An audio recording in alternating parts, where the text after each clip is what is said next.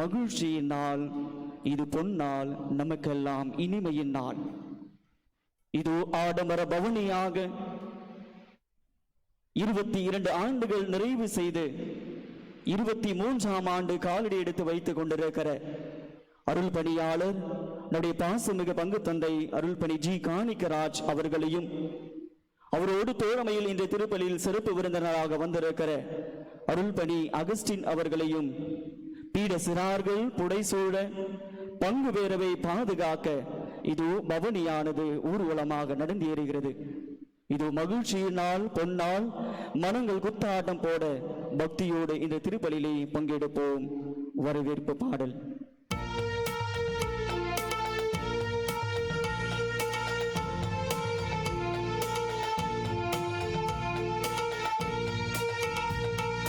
பரிசுத்த கூலம் நீங்கள்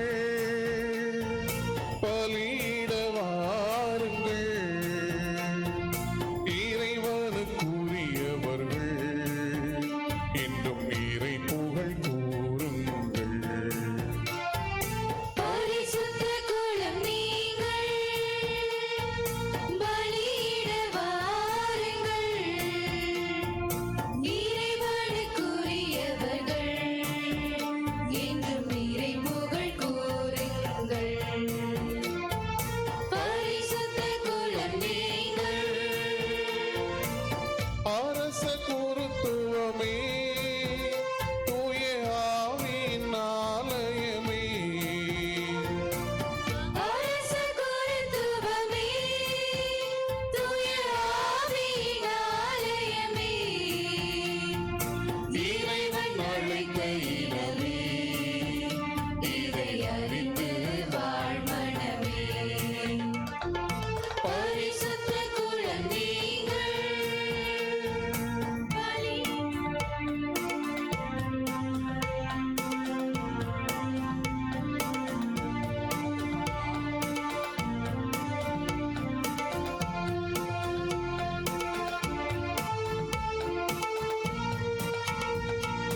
ஒளியின் மைந்தர் நீங்கள், இந்த உலகினில் ஒளிர்ந்திடுங்கள்,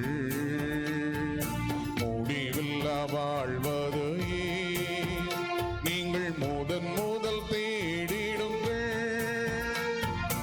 ஒளியின் மைந்தர் நீங்கள், இந்த உலகினில் ஒளிர்ந்திடுங்கள், முடிவில்லா வாழ்வதையே நீங்கள் முதல் தேடிடுங்கள். மறையுடல் உறுப்புகளாய் என்றும் ஒன்றித்து வாழ்ந்திடுங்கள். மறையுடல் உறுப்புகளாய் என்றும் ஒன்றித்து வாழ்ந்திடுங்கள். இறைவாக்குரைப்பவராய் இந்த இதமது திகழ்ந்திடுங்கள். பரிசுத்த கூலம் நீங்கள் பலியிட வாருங்கள், இறைவனுக்குரியவர்கள் என்றும் இறை புகழ் கூறுங்கள். பரிசுத்த கூலம் நீங்கள் அரச குருத்துவமே, தூய ஆவியின் ஆலயமே, அரச குருத்துவமே, தூய ஆவியின் ஆலயமே, இறைவன் அழைத்த இனமே, இதை அறிந்து வாழ்மனமே. பரிசுத்த கூலம் நீங்கள்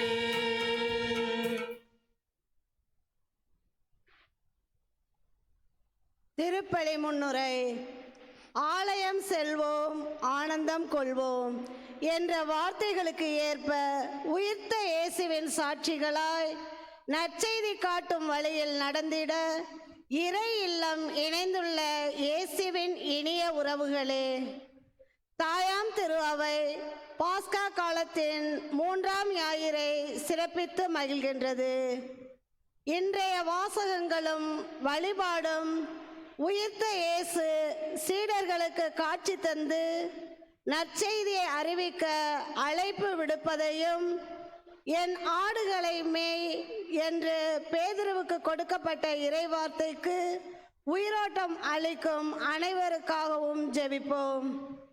மேலும் ஆளுமை நிறைந்த தலைமை பண்புக்கு முன்னுதாரணமாக திகழ்ந்து திருக்குடும்பத்தின் வளர்ச்சியிலும் இயேசுவின் மீட்பு பணியிலும் தன்னை இணைத்து கொண்ட நீதிமான் சூசையப்பரின் திருவிழாவையும், உழைக்க மனமில்லாதோர் உண்ணலாகாது என்ற பவுலடியாரின் இறைவார்த்தைக்கு ஏற்ப உழைப்பின் மேன்மையையும் உழைக்கும் மக்களின் உன்னதத்தையும் உணர்ந்து தொழிலாளர்களின் தினத்தையும் ஏற்றமிகு வாழ்வால் திருக்குடும்பத்தை எடுத்துக்காட்டாக கொண்டு வாழ்ந்து இறைவனில் இளைப்பாறும் தெய்வ திரு ஜார்ஜ் திருமதி சௌரியம்மாள் பெற்றெடுத்த 4வது வரமான இறை முத்தை உலகில் சென்று பலன் தர உன்னை நான் தெரிந்து கொண்டேன் என்று அழைப்பு விடுத்த இறை தந்தைக்கு காணிக்கைராஜ் என்ற பெயரோடு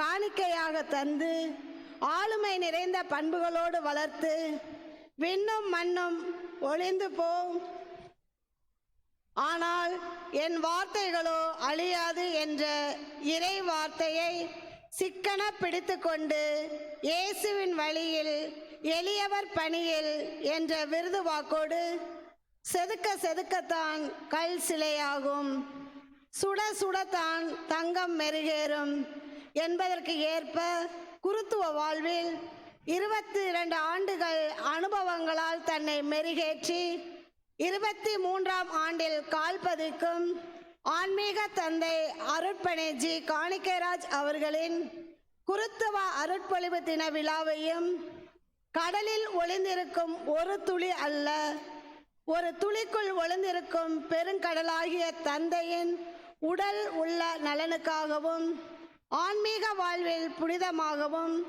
பணி வாழ்வில் எடுத்துக்காட்டாகவும் பணியாற்றும் தந்தையின் பெற்றோருக்காகவும் உலக வரலாற்றை முற்றிலுமாக படித்தாலும் மக்களின் மனங்களில் வரலாறு படைத்ததே மேன்மையானது என்றுணர்ந்து இறைவன் மீது தனியாத தாகம் கொண்டு தூய ஆவியின் கொடைகளை பெற்று குருத்துவ வாழ்வில் இறையரசின் விழுமியங்களை வல்லமையோடு மக்கள் மனங்களில் விதைத்து கொண்டிருக்கும் தந்தையின் பணிவாழ்வு படைப்பிற்கெல்லாம் நற்செய்தி ஆகிட தந்தையின் மகிழ்ச்சியில் நாமும் இணைந்து ஜெபிப்போம். மேலும் இன்று தனது குருத்துவ அருட்பொழிவை விழாவை சிறப்பிக்கும் அருட்பணி அகஸ்டின் அவர்களுக்காகவும் ஜெபிப்போம். இறையாசீர் பெறுவோம். இயேசுவில் பிரியமான சகோதர சகோதரிகளே, இன்றைய திருப்பலிலே சிறப்பாக தம்முடைய குருத்துவ நாளை நன்றியோடு நினைவு கூறுகின்ற நம்முடைய பாசமிகு பங்கு தந்தை அருள் பணியாளர் ஜி காணிக்கைராஜ் அவர்களுக்காகவும், அவரோடு தோழமையில் இணைந்து பணியாற்றி கொண்டிருக்கிற அவருடைய வகுப்பு தோழர் அருள்பணி அகஸ்டின் அவருடையக்காகவும் சிறப்பாக இந்த கல்வாரி பலியிலே பக்தியோடு ஜெபிப்போம். மேலுமாக அவருடைய உடல் உள்ள சுகத்திற்காகவும், அவருடைய பெற்றோருடைய நலனுக்காகவும், அவருடைய தனிப்பட்ட கருத்துக்களுக்காகவும் இந்த கல்வாரி பலியை ஒப்பு கொடுத்து மன்றாடுவோம். மேலுமாக இந்த திருப்பலியிலே பின்வரும் கருத்துக்களுக்காக சிறப்பாக ஜெபிப்போம். அலெக்ஸ் கலா குடும்பத்தார் இறைவன் செய்த அனைத்து நன்மைகளுக்கு நன்றியாகவும், பிள்ளைகளின் நலனுக்காகவும், ஷெர்லி ராஜ்குமார் என்கேஜ்மெண்ட் நல்ல முறையில் நடந்ததற்கு நன்றி பலியாக இந்த திருப்பலியானது ஒப்பு கொடுக்கப்படுகிறது. ஆண்ட்ரோ அருள் குடும்பத்தார் இறைவன் செய்த அனைத்து நன்மைகள் நன்றி பலியாக இந்த திருப்பலி ஒப்பு கொடுக்கப்படுகிறது. ராபின்சன் குடும்பத்தார் இறைவன் செய்த அனைத்து நன்மைகள் நன்றியாகவும், பொது தேர்வை எழுத இருக்கின்ற ஆர் லிட்டோ பெர்னாவின் நலனுக்காகவும் இறையாசிர் வேண்டியும் நல்ல படிக்கவும் வேண்டிய இந்த திருப்பலியானது ஒப்புக் கொடுக்கப்படுகிறது. மேலுமாக இந்த திருப்பலியிலே டிபி ஜினிகா தன்னுடைய பிறந்த நாளுக்கு நன்றியாகவும் இறையாசிர் வேண்டியும் இந்த திருப்பலியானது ஒப்புக் கொடுக்கப்படுகிறது. சுந்தர்ராஜ் விஜயா குடும்பத்தார் நன்றி பலியாக இந்த திருப்பலியானது ஒப்புக் கொடுக்கப்படுகிறது. மரிய ஆண்டனி மரிய சைலஜா தன்னுடைய திருமண நாளை நன்றியோடு நினைவு கூறுகிறார்கள். இறைவன் இவருடைய வாழ்வு செய்த அனைத்து நன்மைகளுக்கு நன்றி பலியாகவும், தொடங்க இருக்கிற தொழில் நல்ல முறையில் இறைவனுடைய இறையாசிர் இருக்க வேண்டும் என வேண்டுதல் பலியாகவும் ஒப்புக் கொடுக்கிறார்கள். டேவிட் வினோலா மரிய ஷைலா தன்னுடைய இந்த மாதம் இறைவன் இந்த மாதம் முழுவதும் வழிநடத்திய கிருபைக்காய் நன்றியாகவும் மேலுமாக வர இருக்கிற மாதம் இறை ஆசிரியரோடு நிறைந்த மாதமாக இருக்க இந்த திருப்பலியானது ஒப்புக் கொடுக்கப்படுகிறது.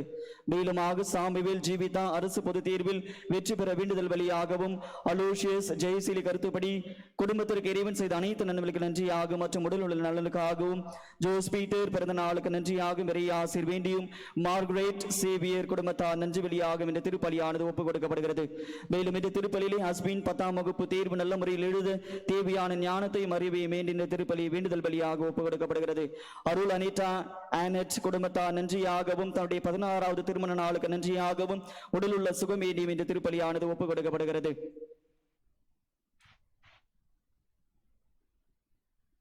சிஸ்டர் நீனா அவர்களின் 31ஆம் ஆண்டு முதல் வார்த்தை பாட்டினை இன்று நன்றியோடு நினைவு கூறுகிறார்கள். ஆகவே இறைவன் இவர்களை நிறைவாய் ஆசீர்வதிக்க வேண்டும் என்ற வேண்டுதல் வழியாகவும் 32ஆம் ஆண்டு தொடங்கி இருக்கும் அவர்களுக்கு இறைவன் நல்ல உடல் உள்ள நலனுக்காகவும் அவருடைய பெற்றோர் உற்றார் உறவினர்கள் அவர்களுடைய பணி சிறக்க இந்த திருப்பலியை ஒப்புக் கொடுத்து மன்றாடுவோம். மேலுமாக இந்த திருப்பலியிலே மரித்தவருடைய சேர்ந்திருக்கிற மொல்லி தாமஸ் இவருடைய ஆண்மலை பாற்றிக்காகவும் பணிவாசகம் இறந்த 16ஆம் நாள் திருப்பலி இவருடைய ஆண்மலை பாற்றிக்காகவும் ஜோஸ்பின் லாரன்ஸ் நிர்மலா வெரோனிகா இவருடைய ஆண்மலை பாற்றிக்காகவும்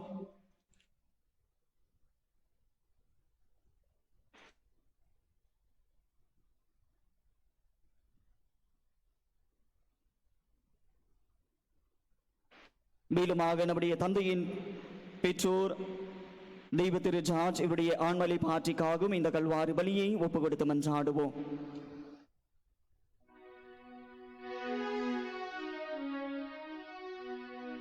தந்தை மகன் தூய ஆவியாரின் பெயராலே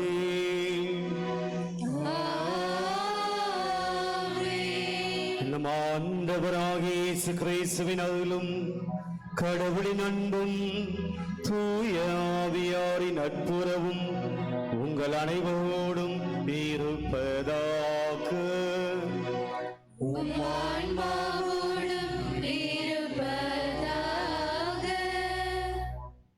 சகோதர சகோதரிகளை தூய மறை நிகழ்வுகளை கொண்டாட தகுதி பெறும்போது நம்முடைய குற்றம் குறைகளை ஏற்று மனம் வருந்தி மன்னிப்பை வேண்டுவோம்.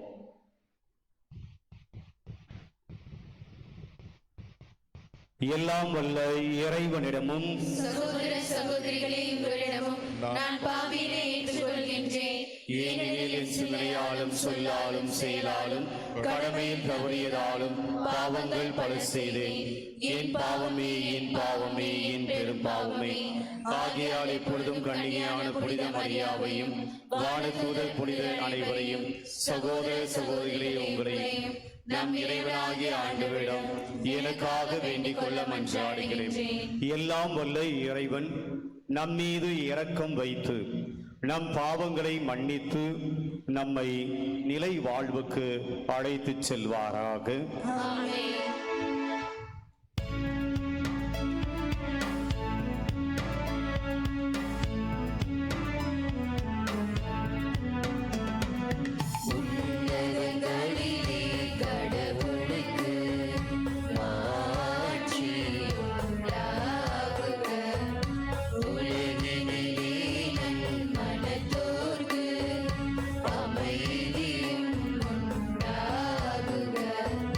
புகழ்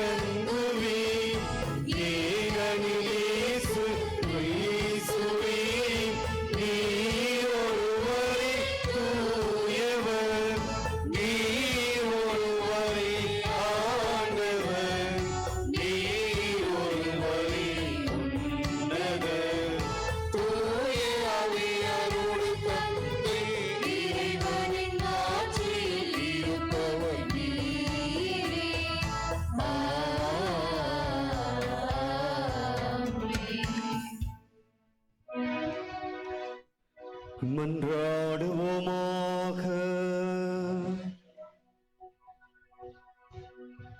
இறைவா, புதுப்பிக்க பெற்ற இளமை உணர்வுடன் மக்கள் இன்றும் அக்களிப்பார்களாக.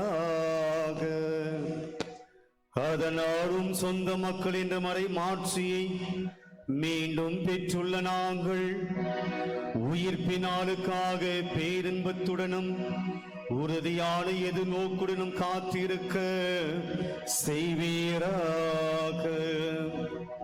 எங்கள் ஆண்டவர் இயேசு கிறிஸ்து வழியாக உம்மை மன்றாடுகின்றோம்.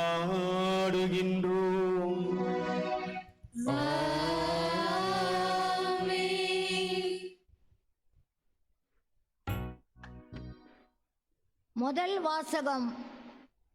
இவற்றுக்கு நாங்களும் தூய ஆவியும் சாட்சிகள். திருத்தூதர் பணிகள் நூலிலிருந்து வாசகம். அதிகாரம் 5, இறை வார்த்தைகள் 27 முதல் 32 முடிய மற்றும் 40 முதல் 41 முடிய. அந்நாட்களில் தலைமை குரு திருத்தூதர்களை நோக்கி, நீங்கள் இந்த இயேசு பற்றி கற்பிக்க கூடாது என்று நாங்கள் கண்டிப்பாய் கட்டளையிடவில்லையா? என்றாலும் எருசலேம் முழுவதும் நீங்கள் கற்பித்து வருகிறீர்கள். மேலும் இந்த மனிதருடைய இரத்த பழியையும் எங்கள் மீது சுமத்த பார்க்கிறீர்களே என்றார். அதற்கு பேதுருவும் திருத்தூதரும் மறுமொழியாக, மனிதர்களுக்கு கீழ்ப்படியதை விட கடவுளுக்கு அல்லவா கீழ்ப்படிய வேண்டும்? நீங்கள் சிலுவையில் தொங்க வைத்து கொன்ற இயேசுவை நம் மூதாதையரின் கடவுள் உயிர்த்தெழச் செய்தார். இஸ்ரேல் மக்களுக்கு மனமாற்றத்தையும் பாவ மன்னிப்பையும் அளிப்பதற்காக கடவுள் அவரை தலைவராகவும் மீட்பராகவும் தமது வலப்பக்கத்துக்கு உயர்த்தினார். இவற்றுக்கு நாங்களும் கடவுள் தமக்கு கீழ்ப்படுவோருக்கு அருளும் தூய ஆவியும் சாட்சிகள் என்றனர். இனி இயேசுவை பற்றி பேசக்கூடாது என்று திருத்தூதர்களுக்கு கட்டளையிட்டு விடுதலை செய்தனர். இயேசுவின் பெயரை முன்னிட்டு அவமதிப்புக்கு உரியவர்களாக கருதப்பட்டதால் திருத்தூதர்கள் மகிழ்ச்சியோடு தலைமை சங்கத்தை விட்டு வெளியே சென்றார்கள். ஆண்டவரின் அருள்வாக்கு. இறைவனுக்கு நன்றி.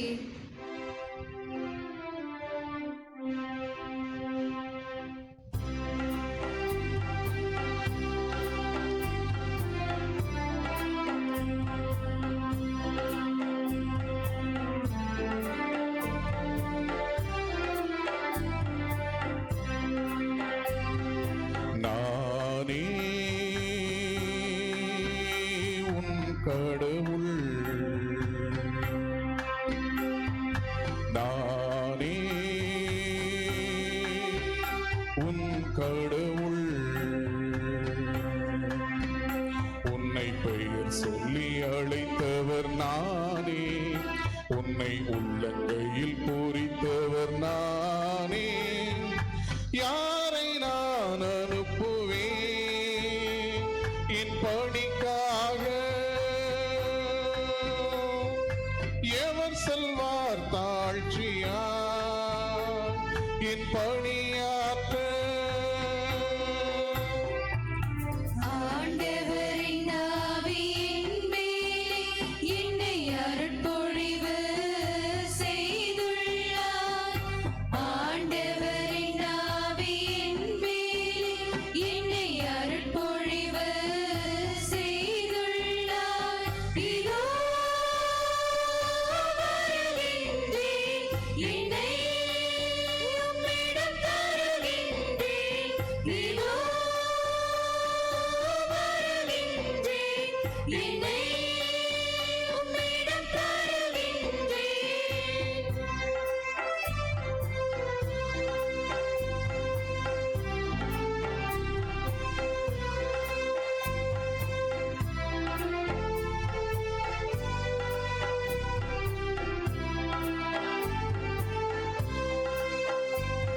என் மக்களின் துன்பத்தை காண்கிறேன், அவர்கள் எழுப்பும் கூக்குரலை கேட்கிறேன்.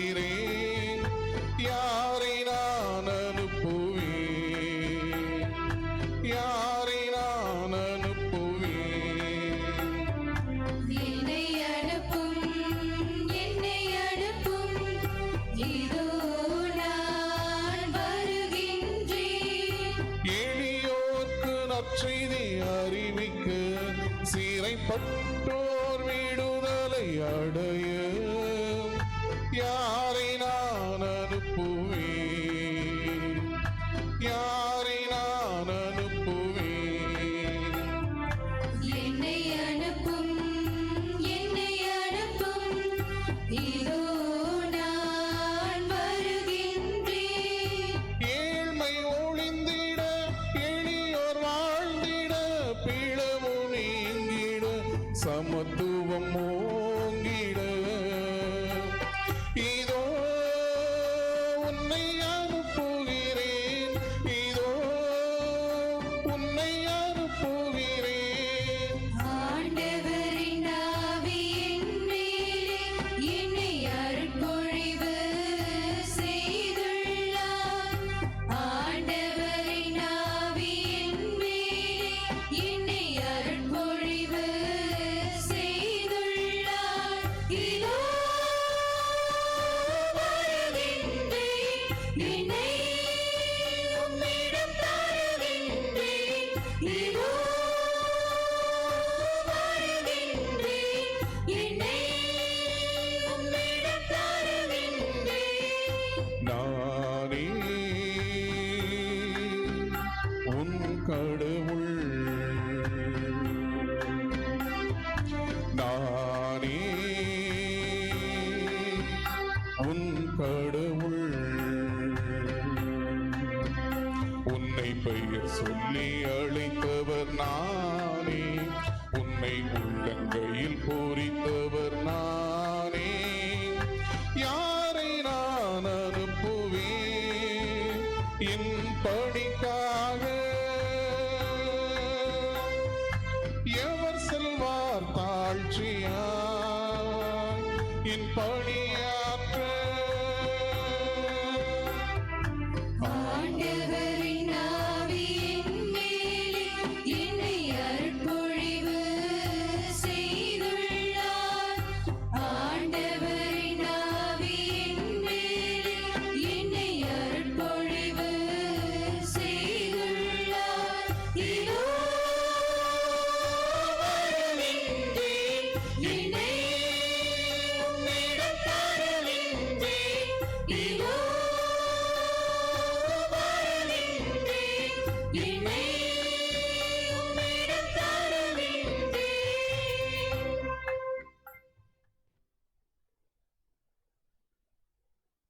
இரண்டாம் வாசகம். கொல்லப்பட்ட ஆட்டுக்குட்டி வல்லமையும் செல்வமும் பெற தகுதி பெற்றது. திருத்தூதர் யோவான் எழுதிய திருவெளிப்பாட்டிலிருந்து வாசகம். அதிகாரம் 5, இறைமுத்துக்கள் 11-14. யோவான், நான் பார்த்து கொண்டிருக்கும் போது அரியணையும் உயிர்களையும் மூப்பர்களையும் சுற்றி நின்ற கோடிக்கணக்கான வானதூதர்களின் குரலை கேட்டேன். கொல்லப்பட்ட ஆட்டுக்குட்டி வல்லமையும் செல்வமும் ஞானமும் ஆற்றலும் மாண்பும் பெருமையும் புகழ்ச்சியும் பெற தகுதி பெற்றது என்று அவர்கள் உரத்த குரலில் பாடிக்கொண்டிருந்தார்கள். பின்பு விண்ணுலகு, மண்ணுலகு, கீழுலகு, கடல் எங்கும் இருந்த படைப்புகள் அனைத்தும் அவற்றில் இருந்த ஒவ்வொன்றும் அரியணையில் வீற்றிருப்பவருக்கும் ஆட்டுக்குட்டிக்கும் புகழ்ச்சியும் மாண்பும் பெருமையும் ஆற்றலும் என்றென்றும் உரியன என்று பாட கேட்டேன். அதற்கு அந்த 4 உயிர்களும் ஆமேன் என்றன. மூப்பர்கள் விழுந்து வணங்கினார்கள். ஆண்டவரின் அருள்வாக்கு. இறைவனுக்கு நன்றி.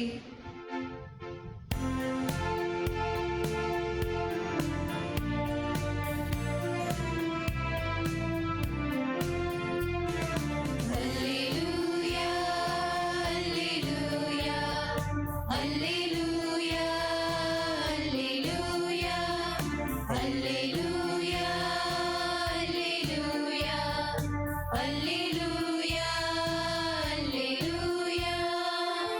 ஆண்டவரின் ஆவி என் மேல் உள்ளது, ஏனெனில் அவர் என்னை அருட்பொழிவு செய்துள்ளார். அல்லேலூயா, அல்லேலூயா, அல்லேலூயா. ஆண்டவர் உங்களோடு இருப்பாராக. ஆன்மாவோடும் இருப்பாராக. புனித யோவான் எழுதிய நற்செய்தியிலிருந்து வாசகம். ஆண்டவரே மாட்சி உமக்கே.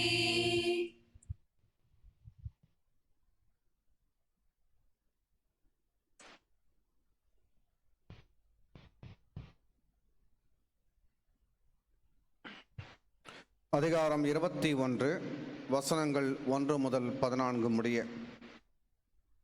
இயேசு தம் சீடருக்கு திபேரியா கடல் அருகே மீண்டும் தோன்றினார்.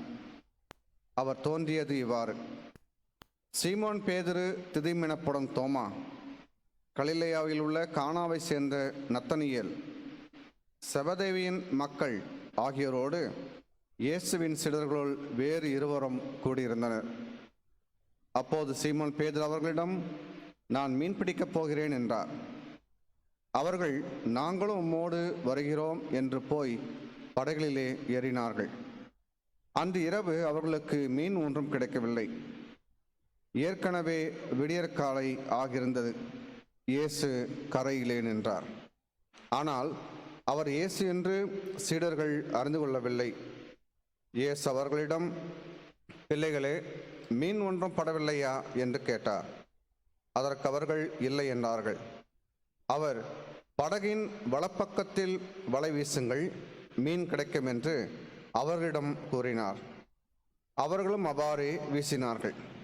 மீன்கள் மிகுதியாய் அகப்பட்டதால் அவர்களால் வலை இழுக்க முடியவில்லை. இயேசுவின் அன்பு சீடரைக் கண்டு பேதுருவிடம், அங்கு நிற்பவர் ஆண்டவர்தாம் என்றார்.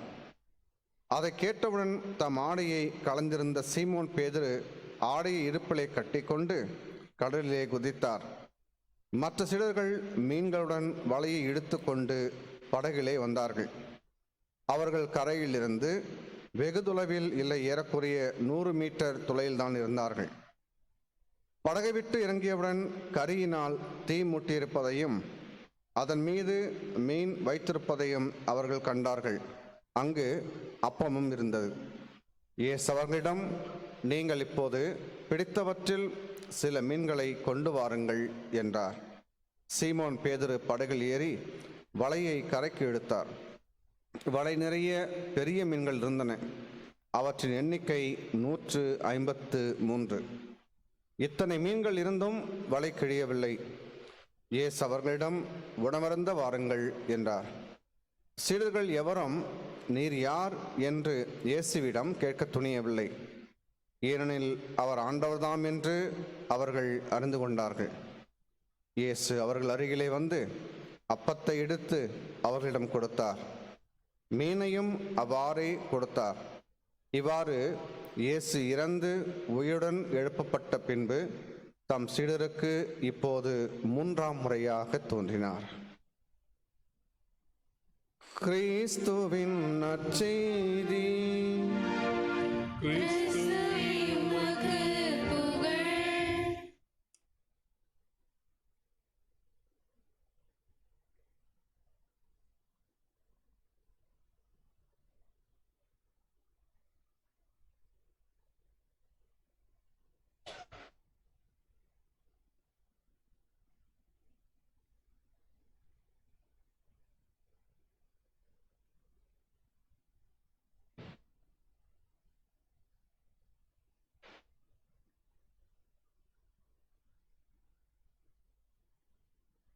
இயேசுவில் பிரியமானவர்களே, உயிர்ப்பின் முதல் ஞாயிற்றுக்கிழமை உயிர்த்த ஆண்டவர் இயேசு மகதலேன் மரியாவுக்கு தோன்றினார். இயேசுனுடைய உயிர்ப்பு திருவெழுப்பு ஞாயிறு அந்த திருப்பலியிலே ஆண்டவர் இயேசு உயிர்த்த பின்பு முதலாக மகதலேன் மரியாளுக்கு தோன்றுகிறார். தோன்றி தான் உயிர்த்ததை தன்னுடைய சீடர்களுக்கு கொண்டு போய் சொல் என சொல்லி கட்டளையும் கொடுக்கிறார். ஆக உயிர்ப்பின் முதல் ஞாயிறு நமக்கு கொடுத்த செய்தி, நான் உயிர்த்த ஆண்டவர், இதை மக்களுக்கு மற்றவர்களுக்கு அறிவி என்கிற செய்தியை மகதலேன் மரியாளுக்கு கொடுத்தது போல நமக்கும் கொடுத்திருக்கிறார். இரண்டாவது ஞாயிற்றுக்கிழமை உயிர்ப்பின் ஞாயிற்றுக்கிழமை, அதாவது கடந்த ஞாயிற்றுக்கிழமை உயிர்ப்பின் ஆண்டவர் மீண்டும் சீடர்களுக்கு தோன்றிய பகுதியை படித்தோம். இருமுறை தன்னுடைய சீடர்களுக்கு அவர் தோன்றுகிறார். முதல் முறையாக தோன்றிய போது அங்கே தோமா இல்லை. நான் உயிர்த்த ஆண்டவரை நம்ப வேண்டும், அவரை தொட வேண்டும், எனவே அவர் எனக்கு மீண்டும் காட்சி கொடுக்க வேண்டும் என்று தோமாவினுடைய எதிர்பார்ப்பை, ஆவலை, ஆசையை மீண்டும் பூர்த்தி செய்ய மீண்டும் இயேசு இரண்டாம் முறையாக தோன்றிய பகுதியை கடந்த ஞாயிற்றுக்கிழமை வாசித்தோம். இங்கே இந்த இயேசு உயிர்த்த உயிர்ப்பின் தான் உயிர்த்ததை வெளிப்படுத்துவதற்காக இரண்டாம் முறையாக சீடர்களுக்கு தோன்றி அவர் கொடுத்த செய்தி, நான் உயிர்த்து விட்டேன் நம்புங்கள் என்ற செய்தி. முதல் வாரத்திலே மகதலேன் மரியாள் வழியாக நான் உயிர்த்து விட்டேன், சீடர்களிடம் போய் சொல்லுங்கள் சொல்லி அனுப்புகிறார், சீடர்கள் நம்ப வேண்டும் என்பதற்காக. இரண்டாவது ஞாயிற்றுக்கிழமை அவரே காட்சி கொடுக்கிறார், நான் உயிர்த்து விட்டேன் நம்புங்கள் என சொல்லுகிறார். இன்று மூன்றாவது ஞாயிற்றுக்கிழமை உயிர்த்த ஆண்டவருடைய மூன்றாவது ஞாயிறு. இன்று மீண்டுமாக இயேசு 7 பேருக்கு காட்சி கொடுக்கிறார், தன்னை வெளிப்படுத்துகிறார். இந்த பகுதி அல்லது இந்த 7 பேருக்கு ஆண்டவர் தன்னை வெளிப்படுத்துகிற இந்த நிகழ்வு இன்று நமக்கு என்ன செய்தி கொடுக்கிறது என்று சிந்திக்கிற போது ஒரு 4 கருத்துக்கள் இந்த வாசகத்தின் வழியாக நம்முடைய வாழ்க்கைக்கு எடுத்துக்கொள்ள முடியும் என்று நான் நினைக்கிறேன். அந்த 4 சிந்தனைகளை தான் உங்களோடு இன்று பகிர்ந்து கொள்ள வேண்டும் என்று நினைக்கிறேன். முதல் செய்தி, இன்றைய நற்செய்தி வழியாக நமக்கு கிடைக்கப் பெறுவது நம்முடைய நம்பிக்கையினுடைய ஆழம் என்ன, நம்முடைய கத்தோலிக்க விசுவாசத்திலே நாம் எதை நோக்கி பயணம் செய்து கொண்டிருக்கிறோம், நம்முடைய இலக்கு என்ன, நம்முடைய கோல் எய்ம் என்ன, இலக்கை நோக்கி போய்கொண்டிருக்கிறோமா, நம்முடைய விசுவாசத்தினுடைய இலக்கை நோக்கி நாம் சென்று கொண்டிருக்கிறோமா அல்லது வழி தவறி போயிருக்கிறோமா என்பது முதல் செய்தியாக பார்க்கிறேன். இந்த செய்தியை எங்கிருந்து நாம் எடுக்க முடியும் இன்றைய நற்செய்தியிலே என்றால், பேதுரு தன்னோடு இருக்கக்கூடிய மற்ற 6 சீடர்களிடம் சொல்லுகிறார். அதிலே தோமாவும் இருக்கிறார். தோமா, பேதுரு, யோவான், அவருடைய சகோதரர் நத்தனியேல், பெயர் சொல்லப்படாத 2 சீடர்கள். இப்ப இந்த 6 பேரிடம் பேதுரு சொல்கிறார், நான் மீன் பிடிக்க போகிறேன். அவர் ஏற்கனவே கலிலியாவுக்கு வந்து விட்டார்கள். பேதுரு மீன் பிடிக்க சொல்கிறேன் என சொல்கிற போது மற்ற சீடர்களும் நாங்களும் உம்மோடு வருகிறோம் என சொல்லுகிறார்கள். கலிலியா கடற்கரை. ஆண்டவர் இயேசு தன்னுடைய பணியை தொடங்குவதற்கு முன்பாக அவர் சென்ற ஒரு இடம் கலிலேயா கடற்கரை. அங்கேதான் தன்னுடைய முதல் சீடர்களை அழைக்கிறார். அந்த முதல் சீடர்கள் யார் என்றால் பேதுரு, அவருடைய சகோதரர் அந்திரேயா, செபதேயுடைய பிள்ளைகள் மக்கள் யாக்கோபு, யோவான். இந்த 4 சீடர்கள் அங்கே மீன் பிடித்துக் கொண்டிருக்கிறார்கள். மீன் வலைகளை சரி செய்து கொண்டிருக்கிறார்கள். இயேசு முதல் சீடர்களாக ஒரு 3 ஆண்டுகளுக்கு முன்னாடி தன்னுடைய பணியை தொடங்குவதற்கு முன்பாக இந்த சீடர்களை பார்த்து அவர்களிடம் சொல்லுகிறார், என் பின்னே வாருங்கள், நான் உங்களை மனிதர்களை பிடிப்போர் ஆக்குவேன் என சொல்லி அழைத்தார். 3 ஆண்டு காலம் இயேசுவோடு இருந்த சீடர்கள் இவர்கள். இயேசுவோடு பயணித்தவர்கள், இயேசுடைய புதுமைகளையும் போதனைகளையும் கேட்டவர்கள், இயேசு இந்த உலகத்திற்கு எதற்காக வந்தார் என்பதை அறிந்தவர்கள். அத்தனையும் கேட்டு 3 ஆண்டுகள் குட் ஃபார்மேஷன், நல்ல பயிற்சி. எல்லா இடத்துக்கும் அவர்களை அழைத்து செல்கிறார். முக்கியமான இடத்துக்கு பேதுருவை அழைத்து செல்கிறார். போதனைகளை சொல்லுகிறார், இறையாட்சி பற்றி போதிக்கிறார், புதுமைகளை செய்கிறார். எல்லாவற்றையும் செய்த பின்பு இறுதியில மனிதர்களை பிடிப்போர் ஆக்குவேன் என்று சொல்லி அழைக்கப்பட்ட இந்த சீடர்கள் இயேசு இறந்த பின்பு உயிர்த்த பின்பு இவர்கள் மனிதர்களை பிடிப்பதற்காக செல்லாமல் மீண்டும் எங்கே சென்றிருக்கிறார்கள்? மீண்டும் மீன்களை பிடிக்க சென்றிருக்கிறார்கள். உங்களை மனிதர்கள் பிடிப்போர் ஆக்குவேன் என்று சொல்லி பயிற்சியை கொடுத்த, ஃபார்மேஷனை கொடுத்து, இனிமேல் நீங்கள் பிடிக்க வேண்டியது மீன்களை அல்ல, மனிதர்களை, இறையாட்சிக்கு மனிதர்களை அழைத்து வர வேண்டும் என்று ஃபார்மேஷன் கொடுத்த, பயிற்சி கொடுத்த இந்த சீடர்கள் இப்போது எங்கே செல்கிறார்கள் என்றால் மீண்டும் பழைய இடத்துக்கு செல்கிறார்கள், மீண்டும் பழைய தொழிலுக்கு செல்கிறார்கள். நம்முடைய வாழ்க்கையோடு ஒப்பிட்டு பார்த்தால் இது நன்றாக புரியும்.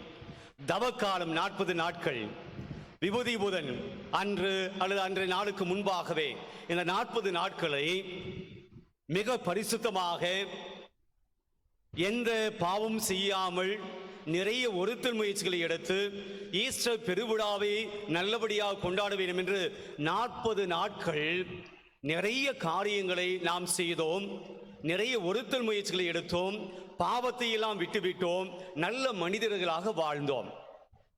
ஈஸ்டர் முடிந்தது, ஈஸ்டர் பின்பாக நாம் வாழ்ந்து கொண்டிருக்கிறோம். இப்போது நாம் இருக்கிற இடம் எங்கே? நாம் எந்த இடத்தில் இருக்கிறோம்? சென்ட் ஜோசப் ஸ்கூலா? ஈஸ்டர் முடிந்து நம்முடைய வாழ்க்கையினுடைய நிலை எங்கே இருக்கிறது? மீண்டும் தவ காலத்துக்கு முன்னாடி நாம் எங்கே இருந்தோமோ அதே இடத்திலே தான் இருக்கிறோம். முதல் சீடர்களை இயேசு எங்கே அழைத்தாரோ அதே இடத்தில் தான் இயேசு உயிர்த்த பின்பும் அந்த சீடர்கள் இருக்கிறார்கள். இயேசு அழைப்பதற்கு முன்பாக எந்த தொழிலை செய்தார்களோ அதே தொழிலை தான் இயேசு உயிர்த்த பின்பும் செய்கிறார்கள். they miss the mark. அவர்கள் தங்களுடைய இலக்கை இழந்து விட்டார்கள்.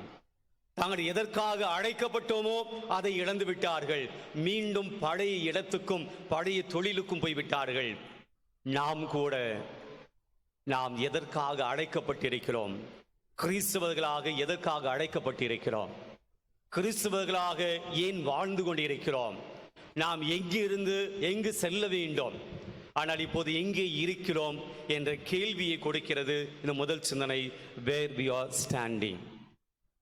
எருசலேமில் இருந்து கலிலியாவுக்கு செல்ல சொல்லுங்கள் என்று சொல்லி மகதலை மரியாவிடம் இயேசு சொல்லி அனுப்பினார். மீன்களை பிடிக்க அல்ல. இயேசு எந்த இடத்திலிருந்து தனி பணிய வாழ்வை தொடங்கினாரோ, எங்கே இருந்து தன்னுடைய பொது வாழ்வை தொடங்கினாரோ அங்கிருந்து என்னுடைய சீடர்களும் தன்னுடைய பணி வாழ்வை தொடங்க வேண்டும் என்பதற்காக கலிலேயாவுக்கு செல்லுங்கள் என்று தன்னுடைய சீடர்களை அனுப்பினால், சீடர்கள் எங்கே போயிருக்கிறார்கள்? மீன் பிடிக்க போயிருக்கிறார்கள். பிரியமானவர்களே, நாம் எங்கே பயணம் செய்தோம்? எந்த இடத்திலே நிற்கிறோம்? சில சமயத்தில் நம்முடைய வாழ்க்கையில் உண்மையாகவே நம்முடைய மனசாட்சி தொட்டு நாம் யோசித்தோம் என்றால் இன்னும் ஒரு அடி கூட எடுத்து நாம் முன்வைக்கவில்லை. நம்முடைய ஆன்மீக வாழ்க்கையில இன்னும் ஒரு படி முன்பாக நாம் இன்னும் நல்லவர்களாய், இறைவனுக்கு பிடித்தமானவர்களாய், சாட்சிகளாய், சான்றுகளாய், சீடர்களாய் இன்னும் ஒரு அடி எடுத்து முன்பாக இல்லை. அதே இடத்துல குப்பை கொட்டி கொண்டிருக்கிறோம். அதே பாவங்கள், அதே தீய எண்ணங்கள், அதே பழைய வாழ்க்கை. பிரியமானவர்களே, என்று ஆண்டவர் சொல்லுகிறார். பேதுருவை பார்த்து பின்பாக கேட்கிறார், நீ என்னை அன்பு செய்கிறாயா? பேதுரு, he missed the mark. He missed his vision. He missed his mission. தன்னுடைய லட்சியத்தை அவர் இழந்திருக்கிறார். தன்னுடைய குறிக்கோளை அவர் இழந்திருக்கிறார். தன்னுடைய பணியை அவர் மறந்திருக்கிறார். மீண்டும் மீன் பிடிக்க செல்கிறார். சில சமயத்தில் நாம் கூட ஒரு கிறிஸ்தவளாக, இயேசுனுடைய சீடனாக, சீடத்தியாக, ஒரு கணவனாக, ஒரு மனைவியாக, ஒரு பிள்ளையாக, ஒரு துறவியாக, ஒரு குருவானவராக நாம் எத்தனை இலக்குகளை மிஸ் பண்ணி இருக்கிறோம். ஒரு குருவாக இன்றைய குருத்துவ திருநாளை கொண்டாடுகிற இந்த நாளில் நான் யோசித்து பார்க்கிறேன், நான் எங்கே நின்று இருக்க வேண்டும், எங்கே நின்று கொண்டிருக்கிறேன்? எதற்காக என்னை அழைத்தார்? எதற்காக எனக்கு இந்த ஒகேஷன், இந்த அழைத்தலை கொடுத்தார்? ஆனால் நான் இங்கே நின்று கொண்டிருக்கிறேன். மனிதர்களை பிடிப்போர் ஆக்குவேன் என்று சொல்லி என்னை அழைத்த கடவுளுக்கு நான் மனிதர்களை பிடிப்பவர்களாக இருக்கிறேனா அல்லது மீன்களை பிடிப்பவர்களாக இந்த உலக பொருட்களை சேகரிக்கிற இந்த நிலையிலே நான் இருக்கிறேன்? நான் என்னை யோசித்து பார்க்கிறேன். மனிதர்களை பிடிப்பதுதான் எனக்கு அழைக்கப்பட்ட அழைப்பின் நோக்கமான இன்றைக்கு நான் யாரை பிடித்துக் கொண்டிருக்கிறேன், எவரை பிடித்துக் கொண்டிருக்கிறேன், எதை பிடித்துக் கொண்டிருக்கிறேன், எது என்னுடைய வாழ்க்கையில் மிக முக்கியம் என நினைத்துக் கொண்டிருக்கிறேன்? நான் யோசிக்க வேண்டியது ஒரு இறை மக்களாக, குடும்ப தலைவனாக, தலைவியாக, ஒரு கத்தோலிக்க கிறிஸ்தவனாக நீங்கள் யோசிக்க வேண்டியது ஒரு திருமண வாழ்க்கையில் நான் எங்கே தொடங்கினேன், இன்றைக்கு என்னுடைய குடும்பம் எங்கே இருக்கிறது? கணவனாக மனைவியாக என்னுடைய கத்தோலிக்க குடும்பத்தை தொடங்கிய அந்த நாள் முதல் இந்த நாள் வரையில 25 ஆண்டுகள் கொண்டாடி இருக்கலாம், 50 ஆண்டுகள் கொண்டாடி இருக்கலாம், வெள்ளி விழா பொன் விழா கொண்டாடி இருக்கலாம், வெள்ளி விழாவை நோக்கி சென்று கொண்டிருக்கலாம். உங்களுடைய குடும்ப வாழ்க்கை தொடங்கிய இடம் எது? இப்போது இருக்கிற இடம் எது? அதே அன்பு இருக்கிறதா? பிரியமானவர்களே, குடும்ப வாழ்க்கை கூட முன்னேற்றத்தை நோக்கி செல்ல வேண்டும். பொருளாதார முன்னேற்றம் மட்டுமல்ல, ஆன்மீக முன்னேற்றத்தை நோக்கி செல்ல வேண்டும். என் குடும்பத்தினுடைய ஆன்மீக முன்னேற்றம் எங்கே இருக்கிறது? ஒரு தனிப்பட்ட கிறிஸ்தனாக யோசிப்போம், ஒரு தனிப்பட்ட மனிதனாக யோசிப்போம். நான் திருமுழுக்கு வாங்கிய நிலையில் இருந்து இந்த நாள் வரையிலும் இத்தனை ஆண்டுகள் கிறிஸ்தவனாக இருக்கிறேன், எங்கிருந்து எதுவரையில் பயணம் செய்திருக்கிறேன்? இறைவன் எதிர்பார்க்கிற அளவுக்கு நான் முன்னேறி இருக்கிறேனா, அல்லது ஒரே இடத்திலே பழைய வாழ்க்கையிலே பழைய பாவத்திலேயே நான் இருக்கிறேனா? சிந்திக்க இன்றைக்கு இறைவன் நம்மை அழைக்கிறார். இது முதல் செய்தி, where we are standing and what we are doing.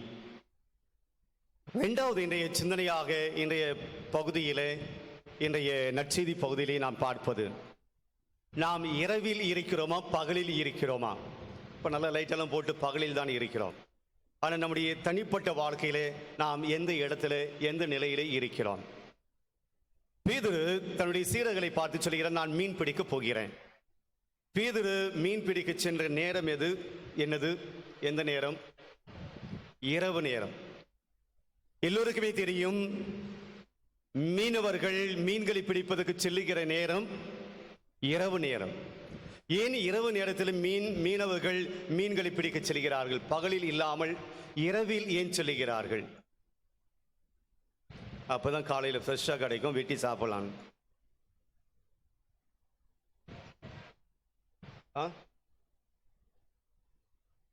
புரியல.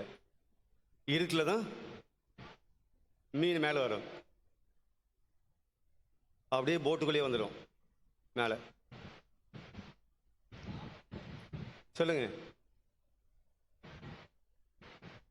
அதான் உண்மை. மீன்கள் இரவு நேரத்தில் மேலே வரும். ஏன் பகல வரல?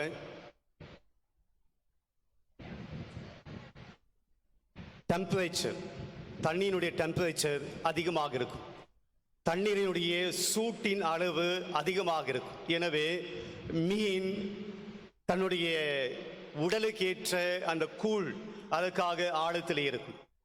இரண்டாவதாக டிஸ்டர்பன்ஸ் மிக குறைவு.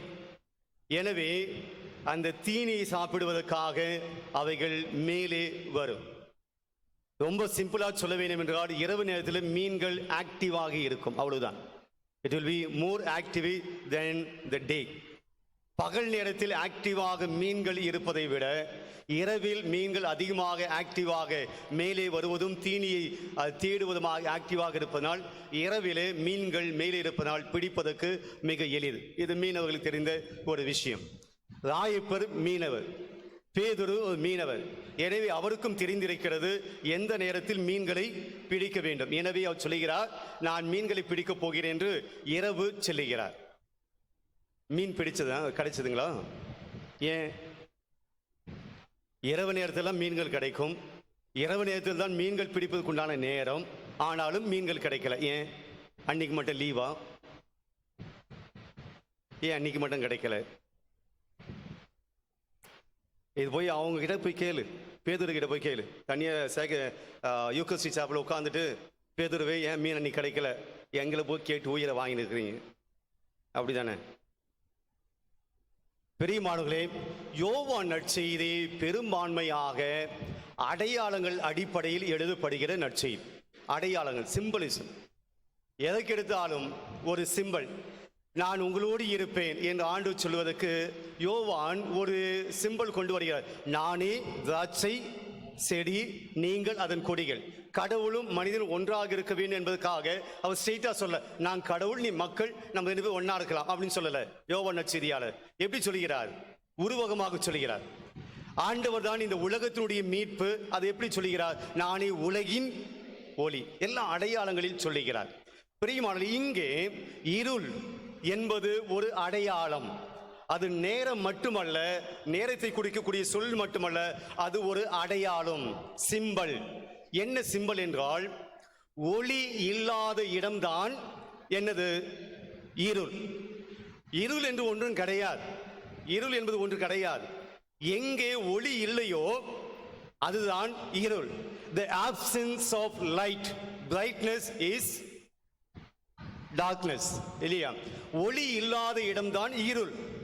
அப்ப இயேசு சொல்லுகிறார், நானே உலகின் ஒளி என சொல்லுகிறார். அப்ப ஒளி இல்லாத இடம் என்பது இருள். அப்ப இருளிலே யார் கிடையாது? ரொம்ப நல்ல பதில். இருளில் யார் இல்லை? இயேசு இல்லை, ஒளி இல்லை. The absence of light என்பதை இப்படியாக சொல்லலாம். The absence of Jesus is night.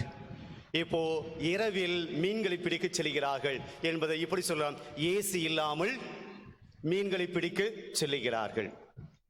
விவிலியத்திலே இருள் என்பது absence of Jesus அல்லது அவருடைய பிரசன்னம் அல்லது பாவம். பாவம் தான் இருள். எனவே இருளில் மீன் பிடிக்க சென்றது என்பது அவர்கள் இயேசுவினுடைய ஒளியில் இல்லை, இயேசுவோடு இல்லை, நம்பிக்கையில் இல்லை. அவர்கள் பாவத்திலே இருந்தார்கள். இந்தோடு போய் மீன் பிடிக்கிறார்கள். அடுத்த நாள் விடிய காலை ஏற்கனவே விடிந்திருந்தது. இயேசு கரையில் நின்றார், அவளை தேடி செல்கிறார். இப்போ அடுத்த நாள் காலையில வெளிச்சம், பகல் வந்துவிட்டது. யாரு அங்க கரையில இருந்தது? இயேசு இருக்கிறார். அப்ப இயேசு பகலில் வந்திருக்கிறார், காலையில் வந்திருக்கிறார் என்று யோவான் நற்செய்தியாளர் என்ன சொல்கிறார்? இயேசு அவங்களோடு சேர்ந்து விட்டார். இப்ப பகலுக்குள் வந்து விட்டார்கள். இருளில் இருந்து பகலுக்கு வந்துட்டாங்க. இப்ப இயேசு சொல்கிறார், வலைகளை உங்களுடைய வலது பக்கம் வீசுங்கள். இப்போது படக்குன்னு மீன் கிடைக்குது. பகல்ல மீனே கிடைக்காதுன்னு சொன்ன அந்த பிலாசபி எல்லாம் பொய்யாயிடுச்சு. இப்ப மீன் கிடைக்கிறது. பிரியமானவர்களே, யோவான் நற்செய்தியாளர் சொல்லக்கூடிய செய்தி என்ன? நாம் ஆண்டவரோடு இல்லை என்றால், ஆண்டவருடைய பிரசன்னத்திலே நாம் இல்லை என்றால், ஆண்டவர் நம்மோடு இல்லை என்றால், உங்கள் வாழ்க்கையில் நீங்கள் எடுக்கிற அனைத்துமே தோல்விதான். உயிர்த்த ஆண்டவர் நம்மோடு இல்லை என்றால் நம்முடைய வாழ்க்கையில் எடுப்பது அனைத்துமே தோல்விதான். உங்களுடைய வலை வெறுமையாகத்தான் இருக்கும், உங்களுடைய வாழ்க்கை வெறுமையாகத்தான் இருக்கும். ஆனால் சில பேர் சொல்லலாம், என் வாழ்க்கையில் நிறைய பணம் இருக்கிறது, எனக்கு கடவுள் நம்பிக்கையில் ஒன்றில், ஆனால் நான் செல்வந்தனாக இருக்கிறேன், மகிழ்ச்சியாக இருக்கிறேன், பெரிய வீடு கட்டியிருக்கிறேன், வளமையோடு வாழ்கிறேன், செழிப்போடு இருக்கிறேன், எனக்கு என்ன பிரச்சனை? பிரியமானவர்களே, அவரை கேட்கிற போது அங்கே ஏதோ ஒரு வெறுமை இருக்கிறது. வாழ்க்கையில் ஏதோ ஒரு வெறுமை இருக்கிறது. பணம் இருக்கிறது, ஆனால் குடும்பத்தில் சமாதானம் கிடையாது. பணம் இருக்கிறது, நல்ல உடல் சுகம் கிடையாது. பணம் இருக்கிறது, வாழ்க்கையில் நல்ல விஷயங்கள் நடப்பதில்லை. சொல்லிக்கொண்டே போகலாம். வாழ்க்கையில் வெறுமை. ஆண்டவர் சொல்கிறார், என்னை விட்டு பிரிந்து உங்களால் எதுவும் செய்ய முடியாது. அப்ப இருள் என்பது இதுதான். பேதுரு திறமையானவர். மீன் பிடிக்கிற தொழிலை தன்னுடைய குடும்ப தொழிலாக செய்தவர், ப்ரொஃபஷனல். மீன் பிடிக்கக்கூடிய அந்த தொழில் அவர் ரொம்ப எக்ஸ்பர்ட், ரொம்ப திறமைசாலி. பல ஆண்டு அனுபவம் இருக்கிறது, திறமை இருக்கிறது. ஆனாலும் கூட அன்று அவரால் வாழ்க்கையில ஜெயிக்க முடியல. அன்று அவரால் மீன் பிடிக்க முடியல. தன்னுடைய திறமை, தன்னுடைய அனுபவம் எதுவுமே வாழ்க்கையில அவருக்கு உதவி செய்யல. அவர் அன்றைக்கு வெறுமையாக்கப்பட்டார், ஒன்றும் இல்லாதவர் ஆக்கப்பட்டார். தன்னுடைய கடினமான உழைப்பு கொடுத்தும் எதுவுமே அவர் கிடைக்கல. பிரியமான சில சமயத்தில் நம்முடைய வாழ்க்கையில ஆண்டவர் இல்லாத சமயத்தில் நம்முடைய உழைப்பு, நம்முடைய அறிவு, நம்முடைய அனுபவம், நம்முடைய அத்தனை காரியங்களும் வெறுமையாய் போய்விடும். அடுத்த நாள் இயேசு வருகிறார், ஒளி வருகிறது. சும்மா சாதாரணமா படகினுடைய வலது பக்கத்தில் போடுங்க. ஆழத்துக்கு போங்க, இன்னும் போங்க எல்லாம் சொல்ல, வலது பக்கம் போடுங்க. படகினுடைய வலது பக்கத்துல மீன்கள் பிடிபட்டன. இயேசுவோடு இருக்கிற போது நம்மால் எல்லாம் செய்ய முடியும். ஆண்டவரை ஒரு வார்த்தை சொல்லும் என்னுடைய ஊழியன் குணமடைவான். ஆண்டவரை ஒரு வார்த்தை போதும் நம்முடைய வாழ்க்கையிலே நாம் நினைத்ததை சாதிக்க முடியும். இப்போ நாம் யோசித்து பார்ப்போம், நான் எங்கே இருக்கிறேன்? நான் இரவில் மீன் பிடிக்கிற பேதுருவை போல இருக்கிறேனா, அல்லது அடுத்த நாள் காலையில இயேசுவினுடைய ஒளியில் இருக்கக்கூடிய சீடர்களாக நான் இருக்கிறேன்? எங்கே இருக்கிறேன்? பிரியமானவர்களே, வாழ்க்கையிலே சில விஷயங்களை நீங்கள் எடுத்து தோற்று போகலாம்.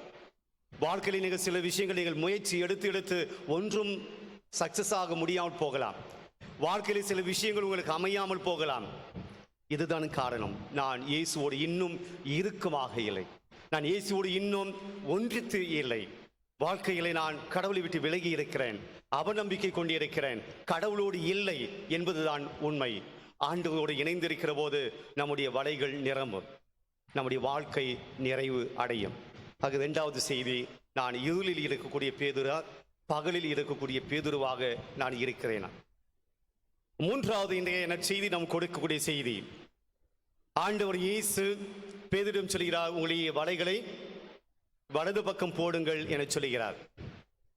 பேதுரு கேட்டு இருக்கலாம் இயேசு பார்த்து, நீங்க ஒரு தச்சனுடைய மகன், கார்பெண்டரி சன், உங்களுக்கு மீனவர்களை பற்றி தெரியாது, போட்டு பற்றி தெரியும், ஆனால் மீன் பிடிக்க திறமை உங்களுக்கு கிடையாது.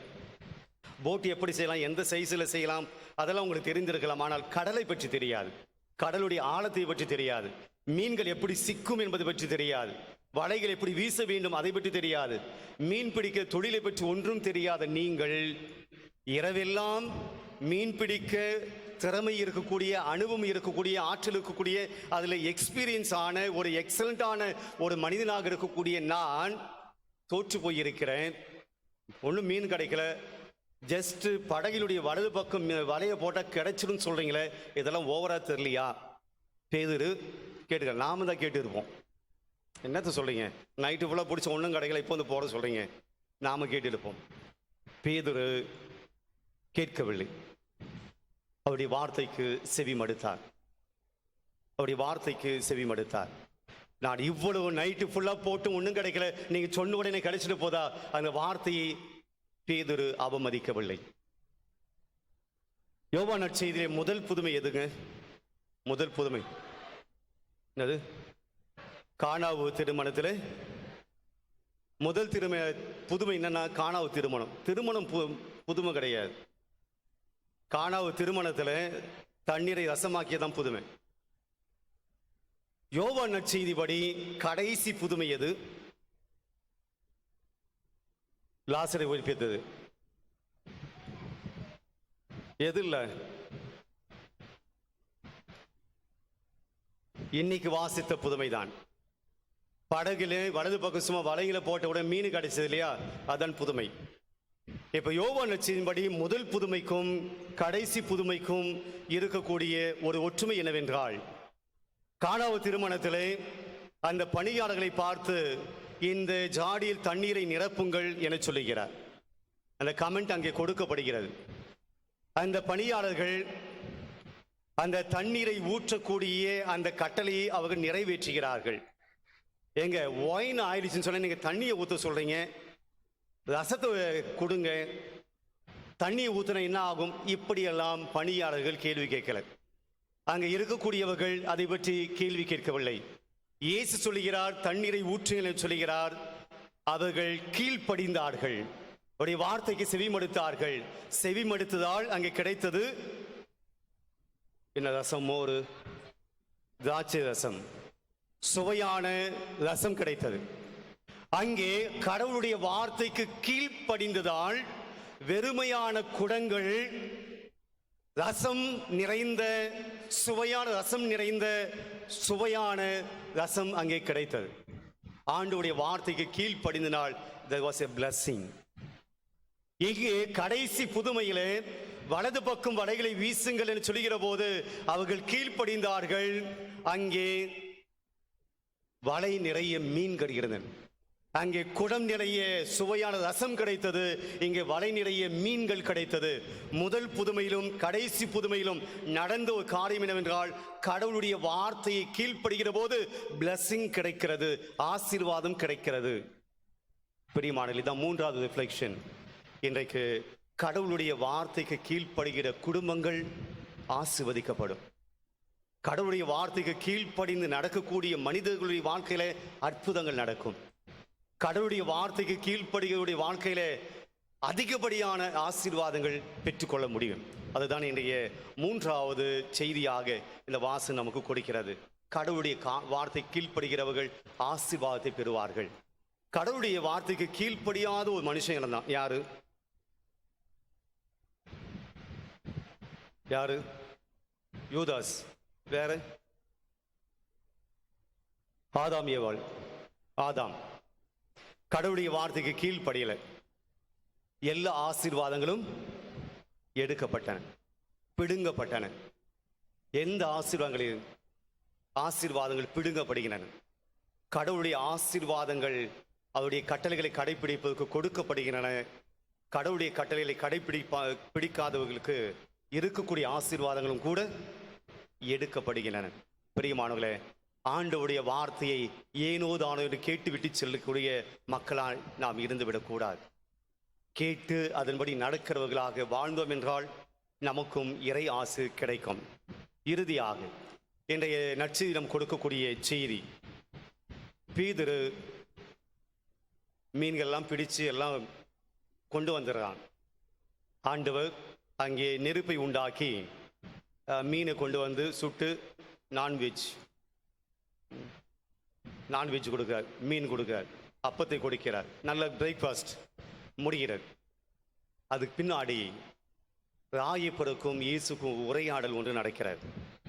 தனியாக அழைக்கிறார். நீ என்னை அன்பு செய்கிறாயா? 3 தடவை கேட்கிறார். இயேசு ஏன் 3 தடவை கேட்டார் என்பதுக்கு நமக்கு பதில் தெரியும். ஏனென்றால் அவர் 3 தடவை மறுதளித்தார். இப்ப நல்ல கவனிங்க, ஏற்கனவே இயேசுவை மறுதளித்து விட்ட நிலையில பேதுரு இருக்கிறார். அவரை எனக்கு தெரியாது அப்படின்னு சொல்லிட்டேன். இப்ப இயேசு முன்னாடி இருக்கிறார். இப்ப பேதுருடைய மனநிலை என்னவா இருந்திருக்கும்? தயக்கமா இருந்திருக்கும். வேற என்ன மனநிலை? காத்து தான் வருது, பயம் இருக்கு. ஓகே, வேற? குற்ற உணர்வு, அதுதான் இருந்திருக்கு. Guilty conscious. ஒருத்தர் மறுதளிச்சுட்டு அவரை நம்ம பார்க்கவே இல்லைன்னா பிரச்சனை இல்லை, இந்த ஆளை எனக்கு தெரியவே தெரியாது அப்படிதான் பயன்படுத்துறாரு. அந்த பெண் கேட்கிற போது நீயும் அவரோடு இருந்தவர், அந்த பெண் மதிப்பா சொல்லுது, நீயும் அவரோடு இருந்தவர் தானே.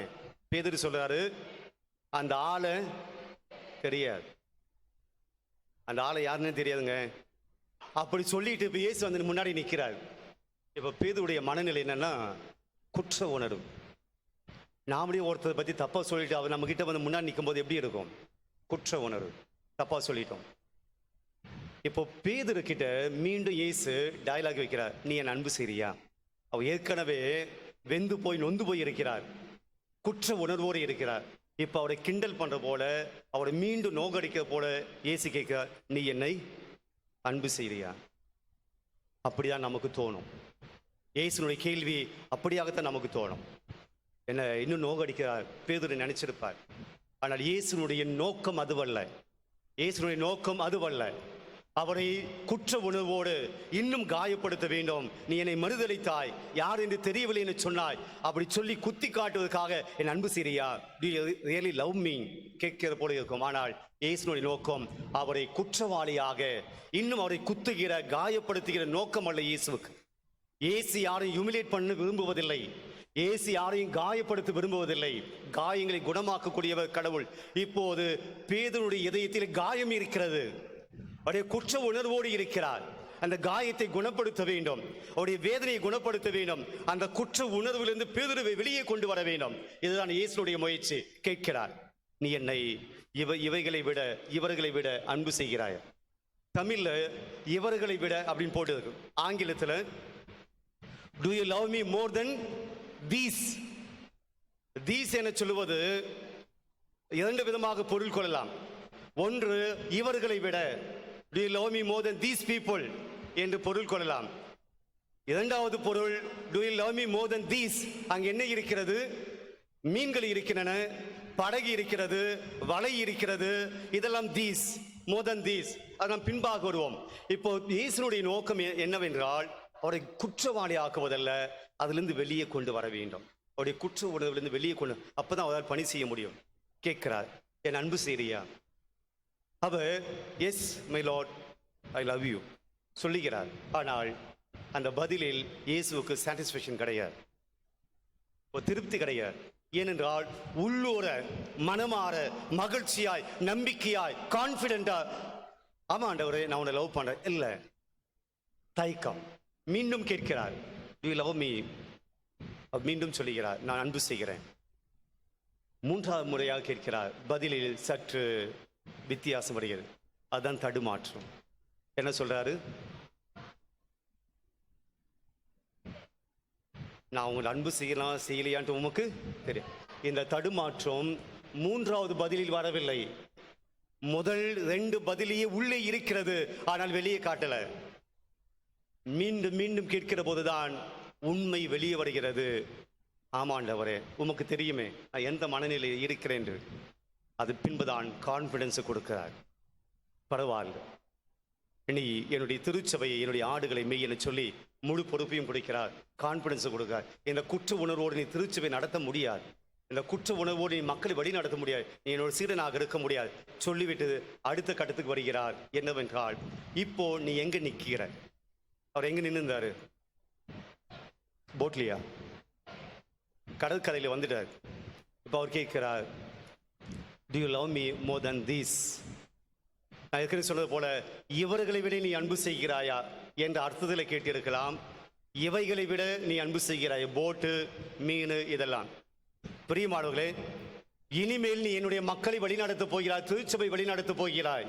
நீ இவர்களையும் விட என்னை அன்பு செய்ய வேண்டும், இவைகளை விட நீ அன்பு செய்ய வேண்டும். இந்த உலகத்தாரை விட நீ என்னை அதிகமாக அன்பு செய்ய வேண்டும். இந்த உலக பொருட்களையும் விட நீ என்னை அதிகமாக அன்பு செய்தால் தான் நீ என்னுடைய திருச்சபை வழிநடத்த முடியும். Do you love me more than these? எல்லாமே இவர்கள் இவைகள். ஆனா இயேசு, பேதுரு மீன் பிடிக்க வந்தாள், போய் மக்களை பிடிக்க சொன்ன போது அதை விட்டுட்டு மீன் பிடிக்க வந்த ஆளுன்னு சொல்றார். இப்படிப்பட்ட ஒரு அவநம்பிக்கை சீடனாக இருப்பதற்கு உதவியாக இருக்காது. இந்த போட்டை மறந்துடணும், இந்த வலையை மறக்கணும், இந்த மீன்களை மறக்கணும், இவைகளெல்லாம் மறக்க வேண்டும். உன்னுடைய சொந்த பந்தம், கலிலேயா கடற்கரை, இந்த கடல், இங்கு சுற்றி இருக்கிற மக்கள், இவர்களெல்லாம் நீ மறக்க வேண்டும். என்னை மட்டுமே நீ பிடித்து கொள்ள வேண்டும். பிரியமானவர்களே, இன்று நம்முடைய வாழ்க்கையில வாட் இஸ் எ ப்ரையாரிட்டி? என் வாழ்க்கையில யார் முக்கியம், எது முக்கியம்? ஒரு கிறிஸ்தவனாக நான் எதை முக்கியப்படுத்தியிருக்கிறேன்? What is the most important in my life? என் வாழ்க்கையில எது முக்கியம், எது முக்கியம், யார் முக்கியம்? இன்னைக்கு பல பேர் நம்முடைய மனசாட்சி தொட்டு சொல்கிற போது ஆண்டவர் நமக்கு இரண்டாம் பட்சமாக இருக்கிறார். இன்று என் பணம், என் வேலை, என் குடும்பம், என் சந்தோஷம், இதுதான் முக்கியமாக நாம் வைத்திருக்கிறோம். இன்றைக்கு ஆண்டு சொல்கிறார், do you love me more than these? எல்லாரையும் விட, எல்லாவற்றையும் விட என்னை உன்னால் பிடித்து கொள்ள முடியுமா? பிடித்து கொள்ள முயற்சி எடுப்போம்.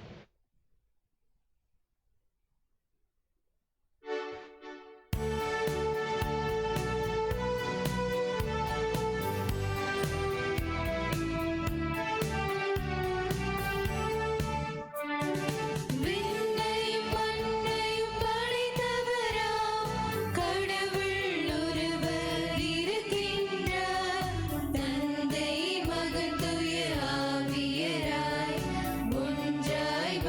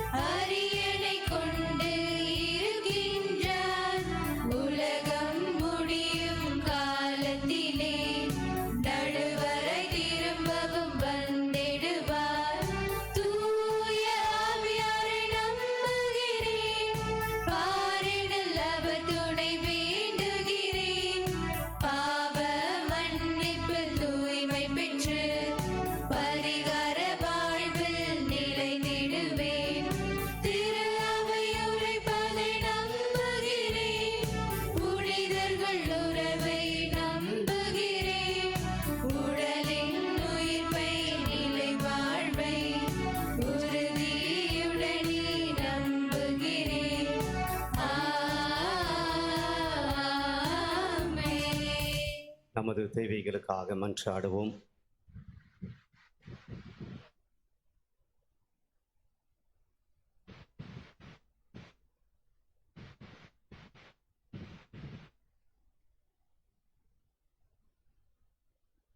நல்ல ஆயனே, எம் இறைவா, எம் திரு அவையை வழிநடத்தும் எம் திருத்தந்தை ஆயர்கள், குருக்கள் மற்றும் துறவரத்தார் அனைவரும் தங்கள் பணிகளில் சந்திக்கும் தடைகளை தாண்டி இறைப்பணியை செவ்வனே செய்திட தேவையான உடல் உள்ள ஆன்ம நலனை அவர்களுக்கு அளித்திட வரம் தர இறைவா உம்மை மன்றாடுகின்றோம். ஆண்டவரே, எங்கள் மன்றாட்டை கேட்டருளும். அவருடைய பற்றுறுதியையும் கனிவையும் முன்னிட்டு அவரை திருநிலைப்படுத்தினார். மனிதர் அனைவரிடமிருந்தும் அவரை தேர்ந்தெடுத்தார் என்ற இறைவார்த்தைக்கு ஏற்ப உம்மால் குருத்துவ வாழ்விற்கு அழைக்கப்பட்டு இறைப்பணியை செவ்வனே செய்து கொண்டிருக்கும் எம் பாசமிகு பங்கு தந்தை அவர்களின் திருப்பொழிவு செய்யப்பட்ட நாளை, இந்த நன்னாளை சிறப்பிக்கும் இவ்வேளையில் அவருக்காக நன்றியோடு மன்றாடுகிறோம். இறை சிந்தனையாலும் ஆளுமை திறனாலும் கனிவோடும் அன்போடும் பழகும் குணங்கொண்ட இவர் பணி மென்மேலும் வளரவும், வெற்றிகள் கண்டு இறையரசை இம்மண்ணில் நிலைக்கச் செய்யவும், தேவையான உடல் உள்ள நலன்களை நீடிய ஆயுளையும் தந்து ஆசிர்வதிக்க வேண்டுமாய் என்றுமுள்ள இறைவா உம்மை மன்றாடுகிறோம். ஆண்டவரே, எங்கள் மன்றாட்டை கேட்டருளும். பிள்ளைகள் ஆண்டவர் அருளும் செல்வம், மகப்பேறு அவர் அளிக்கும் பரிசு என்று மொழிந்த எம் இறைவா, மகிழ்ச்சியுடனும் மன நிறைவுடனும் இறைப்பணியை செய்ய தம் மகனை ஒப்பு கொடுத்த எம் பங்கு தந்தையின் பெற்றோரையும் அவர்களின் குடும்பத்தையும் நிறைவாக ஆசிர்வதியும். அன்பின் அரவணைப்பில் இவர்கள் தலைத்து வளரவும், அவர்கள் வாழ்வு வளம் பெறவும், அவர் தாயார் உடல்நலத்தோடு வாழவும் வரம் தர இறைவா உம்மை மன்றாடுகின்றோம். ஆண்டவரே, எங்கள் மன்றாட்டை கேட்டருளும். கர்த்தர் பெரிய காரியங்களை செய்வார் என்ற இறைவார்த்தைக்கேற்ப வாழ்வின் வெற்றிகளை நோக்கி பயணம் செய்து கொண்டு பொதுத்தேர்வு எழுத தங்களை ஆயத்தப்படுத்தி கொண்டிருக்கும் அனைத்து மாணவ செல்வங்களையும் பாதம் அர்ப்பணிக்கின்றோம். நல்ல முறையில் தேர்வுகளை எழுதி அதிக மதிப்பெண்களை பெற்றிட தேவையான உடல் உள்ள நலனையும் ஞாபக சக்தியையும் இறை ஞானத்தையும் நிறைவாய் அளித்திட இறைவா உம்மை மன்றாடுகின்றோம். ஆண்டவரே, எங்கள் மன்றாட்டை கேட்டருளும். சமாதானத்தின் ஊற்றே எம் இறைவா, புதிய தொற்றுகளினாலும்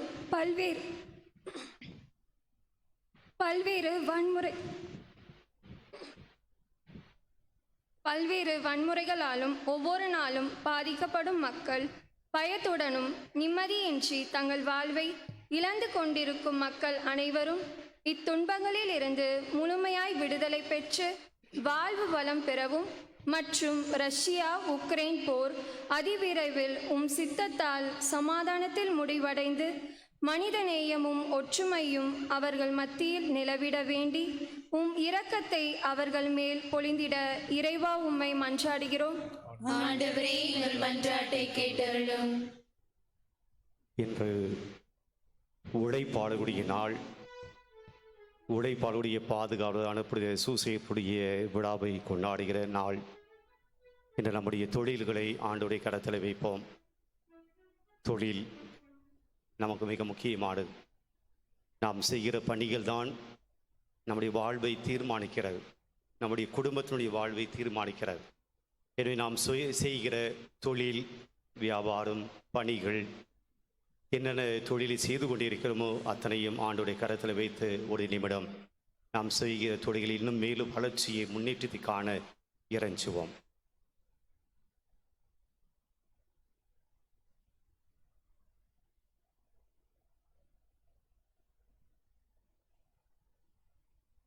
காணிக்கை பாடல் வழியாக நாம் ஒப்பு கொடுத்த அனைத்து மன்றாட்டுகளையும் ஆண்டோடைய திருக்கரத்திலே ஒப்பு கொடுத்து தொடர்ந்து திருப்பலியில் பங்கேற்போம்.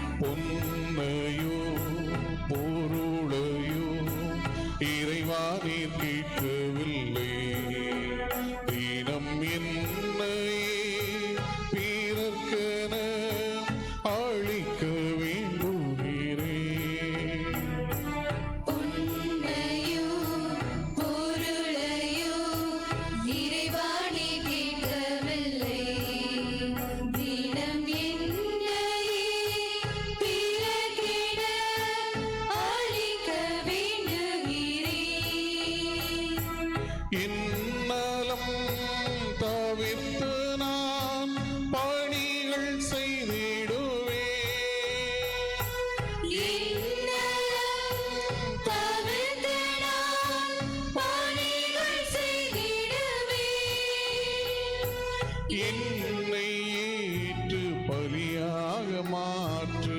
என்னை ஏற்று பலியாக மாற்று. இதயம் மகிழ்ந்து அழிக்கும் பலியை இறைவா ஏற்றிடுவாய். நான் பலியின் பொருளை உணர்ந்து வாழ என்னையே மாற்றிடுவாய். சகோதர சகோதரி, என்னுடையதும் உங்களுடையதுமான இப்படி எல்லாம் உள்ள தந்தையாக இறைவனுக்கு ஏற்றதாகும்படி மன்றாடுங்கள். ஆண்டவர் தமது பெயரின் புகழ்ச்சிக்காகவும் ஆட்சிக்காகவும் நம் நன்மைக்காகவும் புனித திருவை அனைத்து நலனுக்காகவும் உமது கையில் பலியை ஏற்றுக்கொள்வாராக. ஆண்டவரை அக்களிப்புறம் திரு அவையின் காணிக்கைகளை ஏற்றுக்கொள்ள உம்மை வேண்டுகின்றோம்.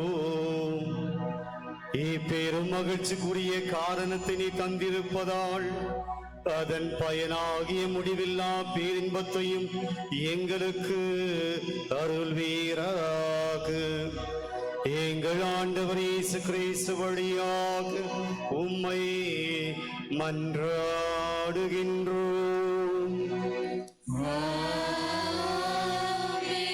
ஆண்டவர் உங்களோடு இருப்பாராக.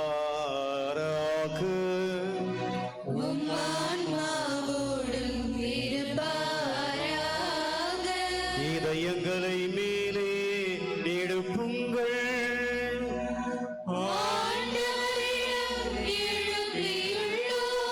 நம் இறைவனாகிய ஆண்டவருக்கு நன்றி கூறுவோம்.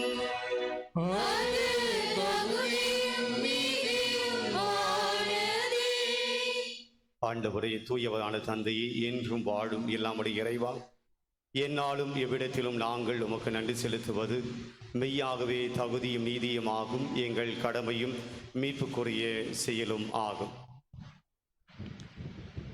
கிறிஸ்து எங்களுக்காக இன்னும் தொடர்ந்து தம்மை கையளித்து திருமண இடையராறு பரிந்து பேசி எங்களை பாதுகாத்து வருகின்றார். பலியானவர் இனிமேல் சாக மாட்டார். கொலை செய்யப்பட்ட அவர் என்றும் வாழ்கின்றார். ஆகவே பாஸ்கா மகிழ்ச்சி பொங்க அனைத்துலகின் மாந்து அனைவரும் மக்களிக்கின்றனர். அவ்வாறு ஆற்றல் மிக்கோடும் அதிகாரம் கொண்ட தூதர்களும் அது ஆட்சியை புகழ்ந்து முடிவின்றி பாடுவதாவது: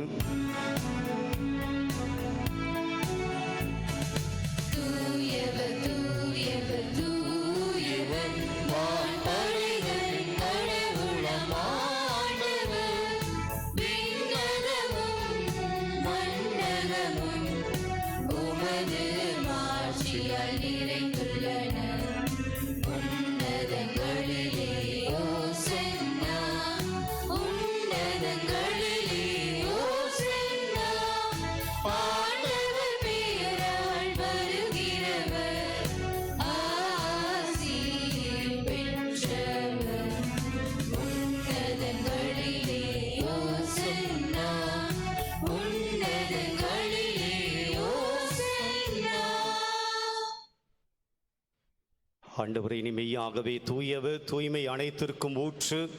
ஆகவே உம்முடைய ஆவியை பொழிந்து காணிக்கைகளை தூய்மைப்படுத்த உம்மை வேண்டுகிறோம். இவ்வாறு எங்கள் ஆண்டவர் இயேசு கிறிஸ்துவின் உடலும் இரத்தமுமாக எங்களுக்கு இவை மாறுவனவாக. அவர் பாடுபட உளம் கனிந்து தம்மை கையளித்த போது அப்பத்தை எடுத்து நன்றி செலுத்தி அதை பிட்டு தம் சீடர்களுக்கு அளித்து கூறியதாவது: அனைவரும் இதிலிருந்து பெற்று உண்ணுங்கள், ஏனெனில் இது உங்களுக்காக கையளிக்கப்படும் என் உடல்.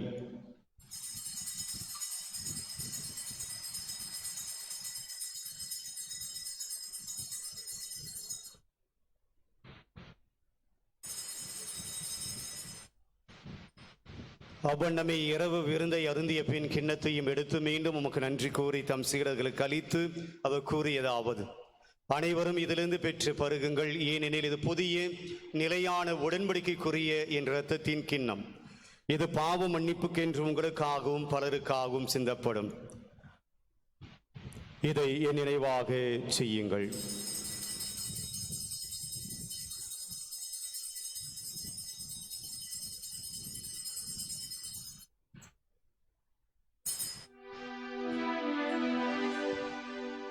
நம்பிக்கையின் மறை பொருள் ஆண்டவரே,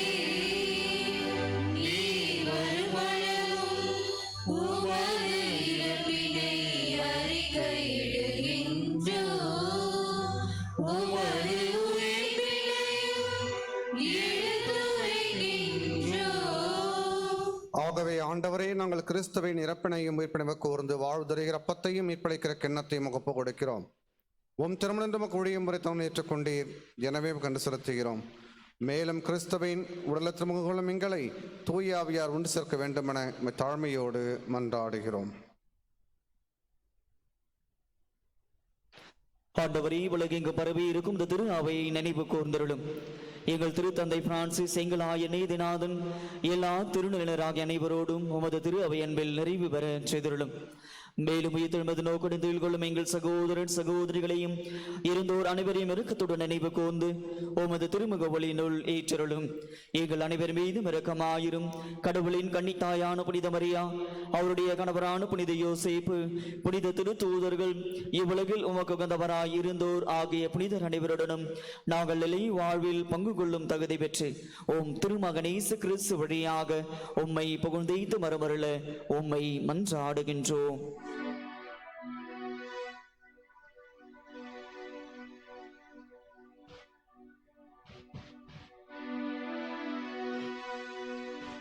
இவர் வழியாக இவரோடு இவரில் எல்லாம் இறைவனாகிய தந்தையே, தூய ஆவியாரின் ஒன்றிப்பில் எல்லா புகழும் ஆட்சியும் என்றென்றும் உமக்கு உரியதே.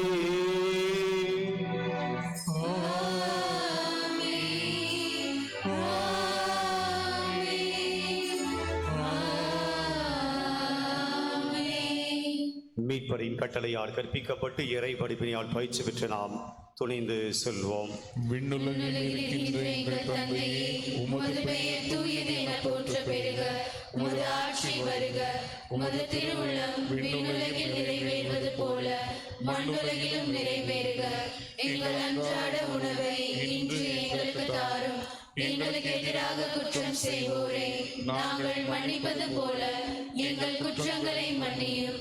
எங்களை சோதனைக்குட்படுத்தாதேயும், தீமையிலிருந்து எங்களை விடுவித்தருளும். ஆண்டவரே, தீமை அனைத்திலிருந்தும் எங்களை விடுவித்து எங்கள் வாழ்நாளில் அமைதியை கனிவுடன் அருள உம்மை மன்றாடுகின்றோம். உமது இரக்கத்தின் உதவியால் நாங்கள் பாவத்திலிருந்து எப்போதும் விடுதலை பெற்று யாதொரு கலக்கமுமின்றி நலமாய் இருப்போமாக. நாங்கள் எதிர்நோக்கி இருக்கும் பேரின்பத்திற்காகவும் என் மீட்பராகிய இயேசு கிறிஸ்துவின் வருகைக்காகவும் காத்திருக்கின்றோம். ஆண்டவரே இயேசு கிறிஸ்துவே, அமைதியை உங்களுக்கு விட்டுச் செல்கிறேன், என் அமைதியையே உங்களுக்கு அளிக்கிறேன் என்று உம்முடைய திருத்தூதர்களுக்கு முடிந்தீரே. எங்கள் பாவங்களை பாராமல் உம்முடைய திரு அவையின் நம்பிக்கையை கண்ணோக்கி உமது திருவுலத்திற்கு ஏற்ப அதுக்கு அமைதியையும் ஒற்றுமையும் அளித்தல்வீராக. என்றென்றும் வாழ்ந்து ஆட்சி செய்கின்றவர் நீரே. ஆண்டவருடைய அமைதி உங்களோடு என்றும் இருப்பதாக. ஒருவருக்கொருவர் அமைதியை பகிர்ந்து கொள்வோம்.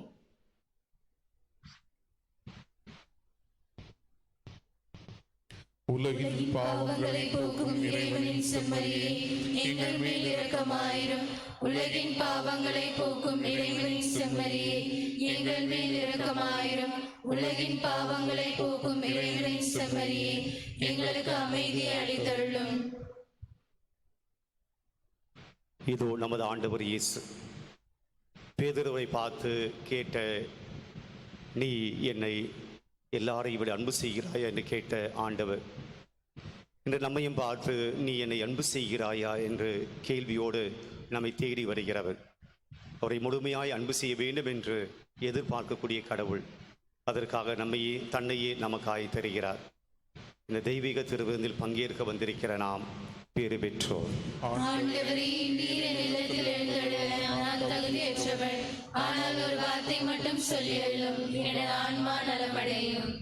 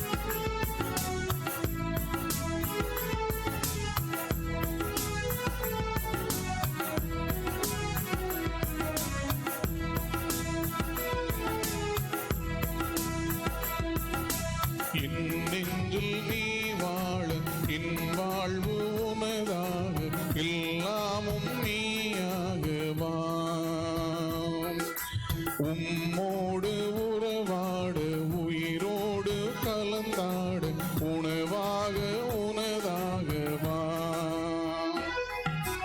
என் நெஞ்சில் நீ வாழ என் வாழ்வு உனதாக எல்லாமும் நீயாக வா. உம்மோடு உறவாட உயிரோடு கலந்தாட உணவாக உனதாக வா. நிலையாகவே நிறைவாகவே அலை போலவே என்னை சேருமே. இணையாக இணைவாரும் என் இயேசுவே. உன்னை தேடி உன்னில் சேவை என்னாலுமே. இணையாக இணைவாரும் என் இயேசுவே. உன்னை தேடி உன்னில் சேவை என்னாலுமே. என் நெஞ்சில் நீ வாழ என் வாழ்வு உனதாக எல்லாமும் நீயாக வா. உம்மோடு உறவாட உயிரோடு கலந்தாட உணவாக உனதாக வா.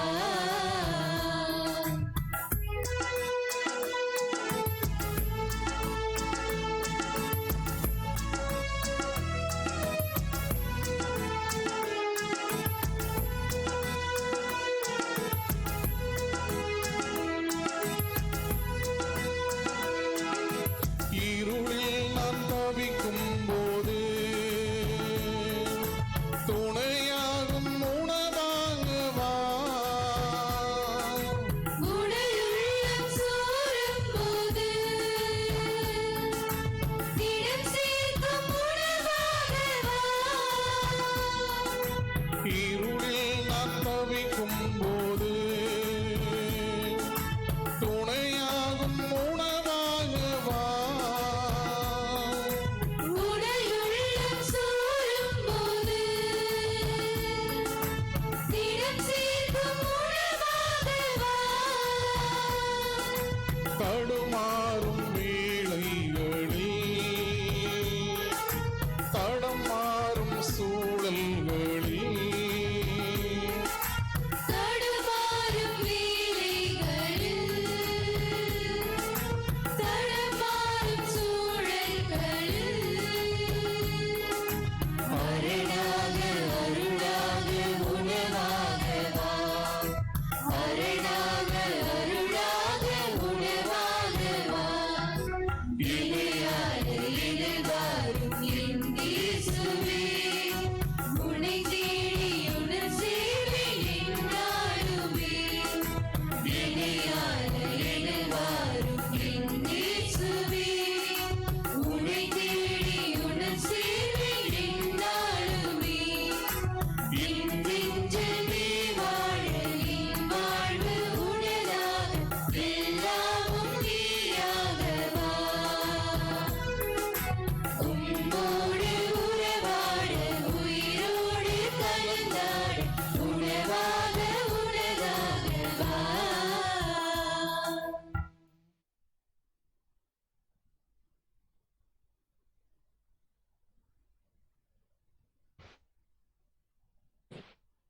இயேசுவில் பிரியமானவர்களே, சில அறிவிப்புகள். இன்றைய திருப்பலியை சிறப்பு திருப்பலியாக நாம் நிறைவேற்றிக் கொண்டிருக்கிறோம். எங்கள் இருவருடைய குருத்துவ அருள்பொழிவு பெற்ற நாள் சிறப்பிக்கிற இந்த திருப்பலியை மிக அற்புதமாக திட்டம் தீட்டி இந்த திருப்பலியை மிக அற்புதமான விதத்தில் வழிநடத்துவதற்கு உதவிய நம்முடைய உதவி பங்கு தந்தை அவர்களுக்கும் அவர்களோடு இணைந்து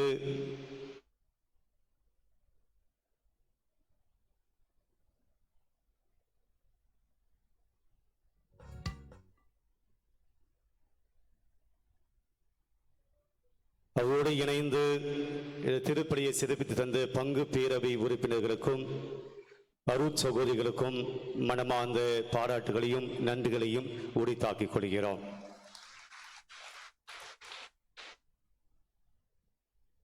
மேலும் இந்த தினத்தில் இந்த திருப்பலியை மிக சிறப்பாக அமைய உதவியாக இந்த பாடுகர் குழுவினர் அவர்களுக்கும் வேதிய பீட சிறுவர் சிறுமியர் அனைவருக்கும் இறை மக்களாகி உங்கள் அனைவருக்கும் என்னுடைய மனமார்ந்த நன்றிகளை தெரிவித்துக் கொள்கிறேன்.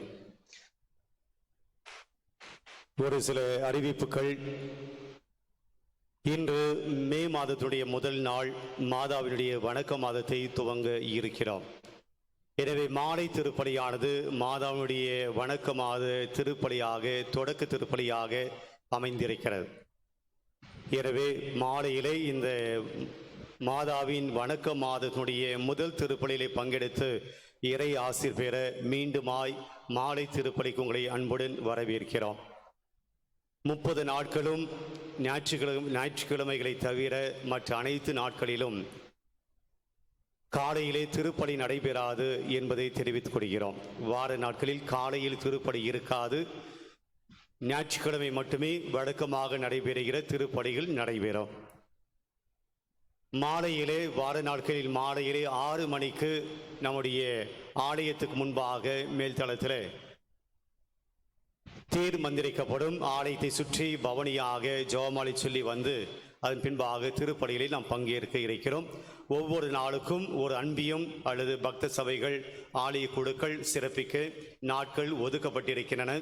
அதுக்குண்டான அறிவிப்பு பலகை ஆலயத்துக்கு முன்பாக போடப்பட்டிருக்கிறது. எந்த நாளில் எந்த அன்பியம் அல்லது எந்த குழுவினர் சிறப்பிக்க வேண்டும் என்ற விவரங்கள் அதில் இருக்கின்றன. பங்கு மாத இதழிலும் அந்த விவரங்கள் இருக்கின்றன. தயவு செய்து ஒரு 3 ஆண்டு காலமாய் மாதாவினுடைய வணக்க மாதத்தை நாம் கொண்டாட இயலவில்லை. இந்த ஆண்டு கிடைத்திருக்கிறது.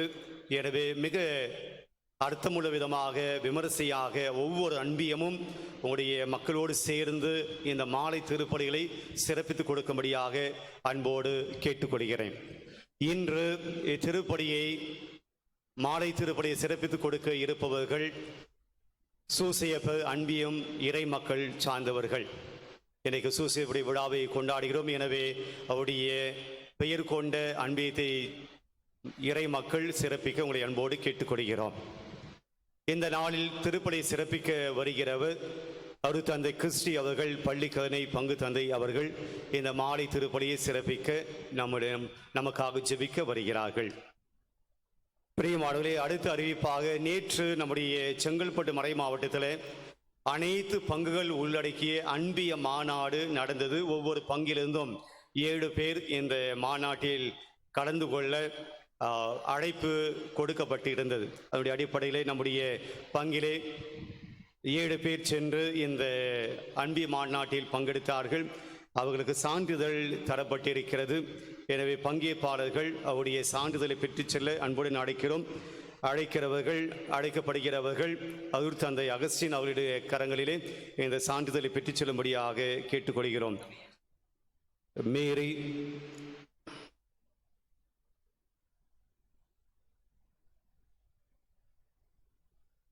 பாத்திமா மேரி, கலா மேரி,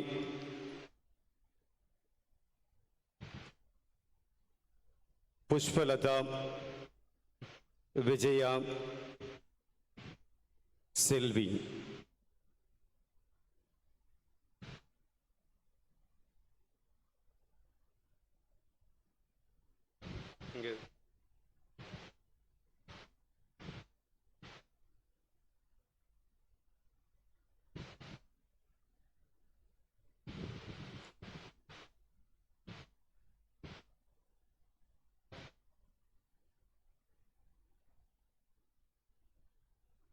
திருமண அறிவிப்பு. செங்கற்பட்டு மறை மாவட்டம் காமராஜபுரம் பங்கு தந்தை ஆண்டனி, தாய் விமலா இவர்களின் மகன் ஆரோக்கிய அருண் என்பவருக்கும், செங்கற்பட்டு மறை மாவட்டம் நமது பங்கு தந்தை ஜோசப்ராஜ், தாய் ஜெயந்தி இவர்களுடைய மகள் ரினி என்பவருக்கும் திருமணம் நிச்சயிக்கப்பட்டுள்ளது. இது 3வது ஓலை.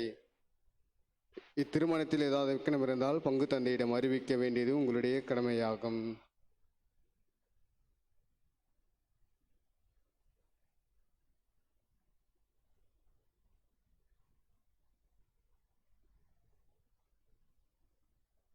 கிறிஸ்துவில் பிரியமான சகோதர சகோதரிகளின் திருப்பலி முடிந்தவுடனே சரியாக ஒரு 15-20 நிமிடங்களில் காண ஒரு ப்ரோக்ராம் ஒன்று இருக்கிறது. ஆகவே பங்கு மக்கள் கலைந்து செல்ல வேண்டாம். நம்முடைய பிள்ளைகள் நம்முடைய தந்தையர்களை வாழ்த்துகிற விதமாக பங்கு பேரவையோடு இணைந்து இன்றைய நிகழ்வுகள் தொகுக்கப்பட்டிருக்கிறது. ஆகவே திருப்பலி முடிந்தவுடனே உடனடியாக இந்த கலை நிகழ்வுகளை தொடங்க இருக்கிறோம். ஆகவே இறை சமூகம் கலைந்து செல்ல வேண்டாம் என்பதை அன்போடு வலியுறுத்துகின்றோம். எழுந்து நிற்போம்.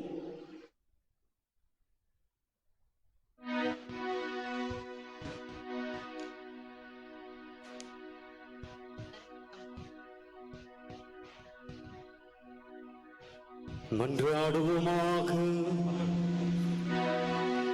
ஆண்டவரே, நிலையான மறை நிகழ்வுகளால் நீர் புதுப்பிக்க பெற்ற திருவுளமான முடிய மக்களை கனிவுடன் கண்ணோக்கியல உம்மை வேண்டுகின்றோம். அதனால் நாங்கள் மாற்றுக்குரிய உடலின் அழிவற்ற உயிர்த்தெழுதலுக்கு வந்து சேருவோமாக. எங்கள் ஆண்டவர் இயேசு கிறிஸ்து வழியாக உம்மை மன்றாடுகின்றோம். ஆண்டவர் உங்களோடு இருப்பாராக.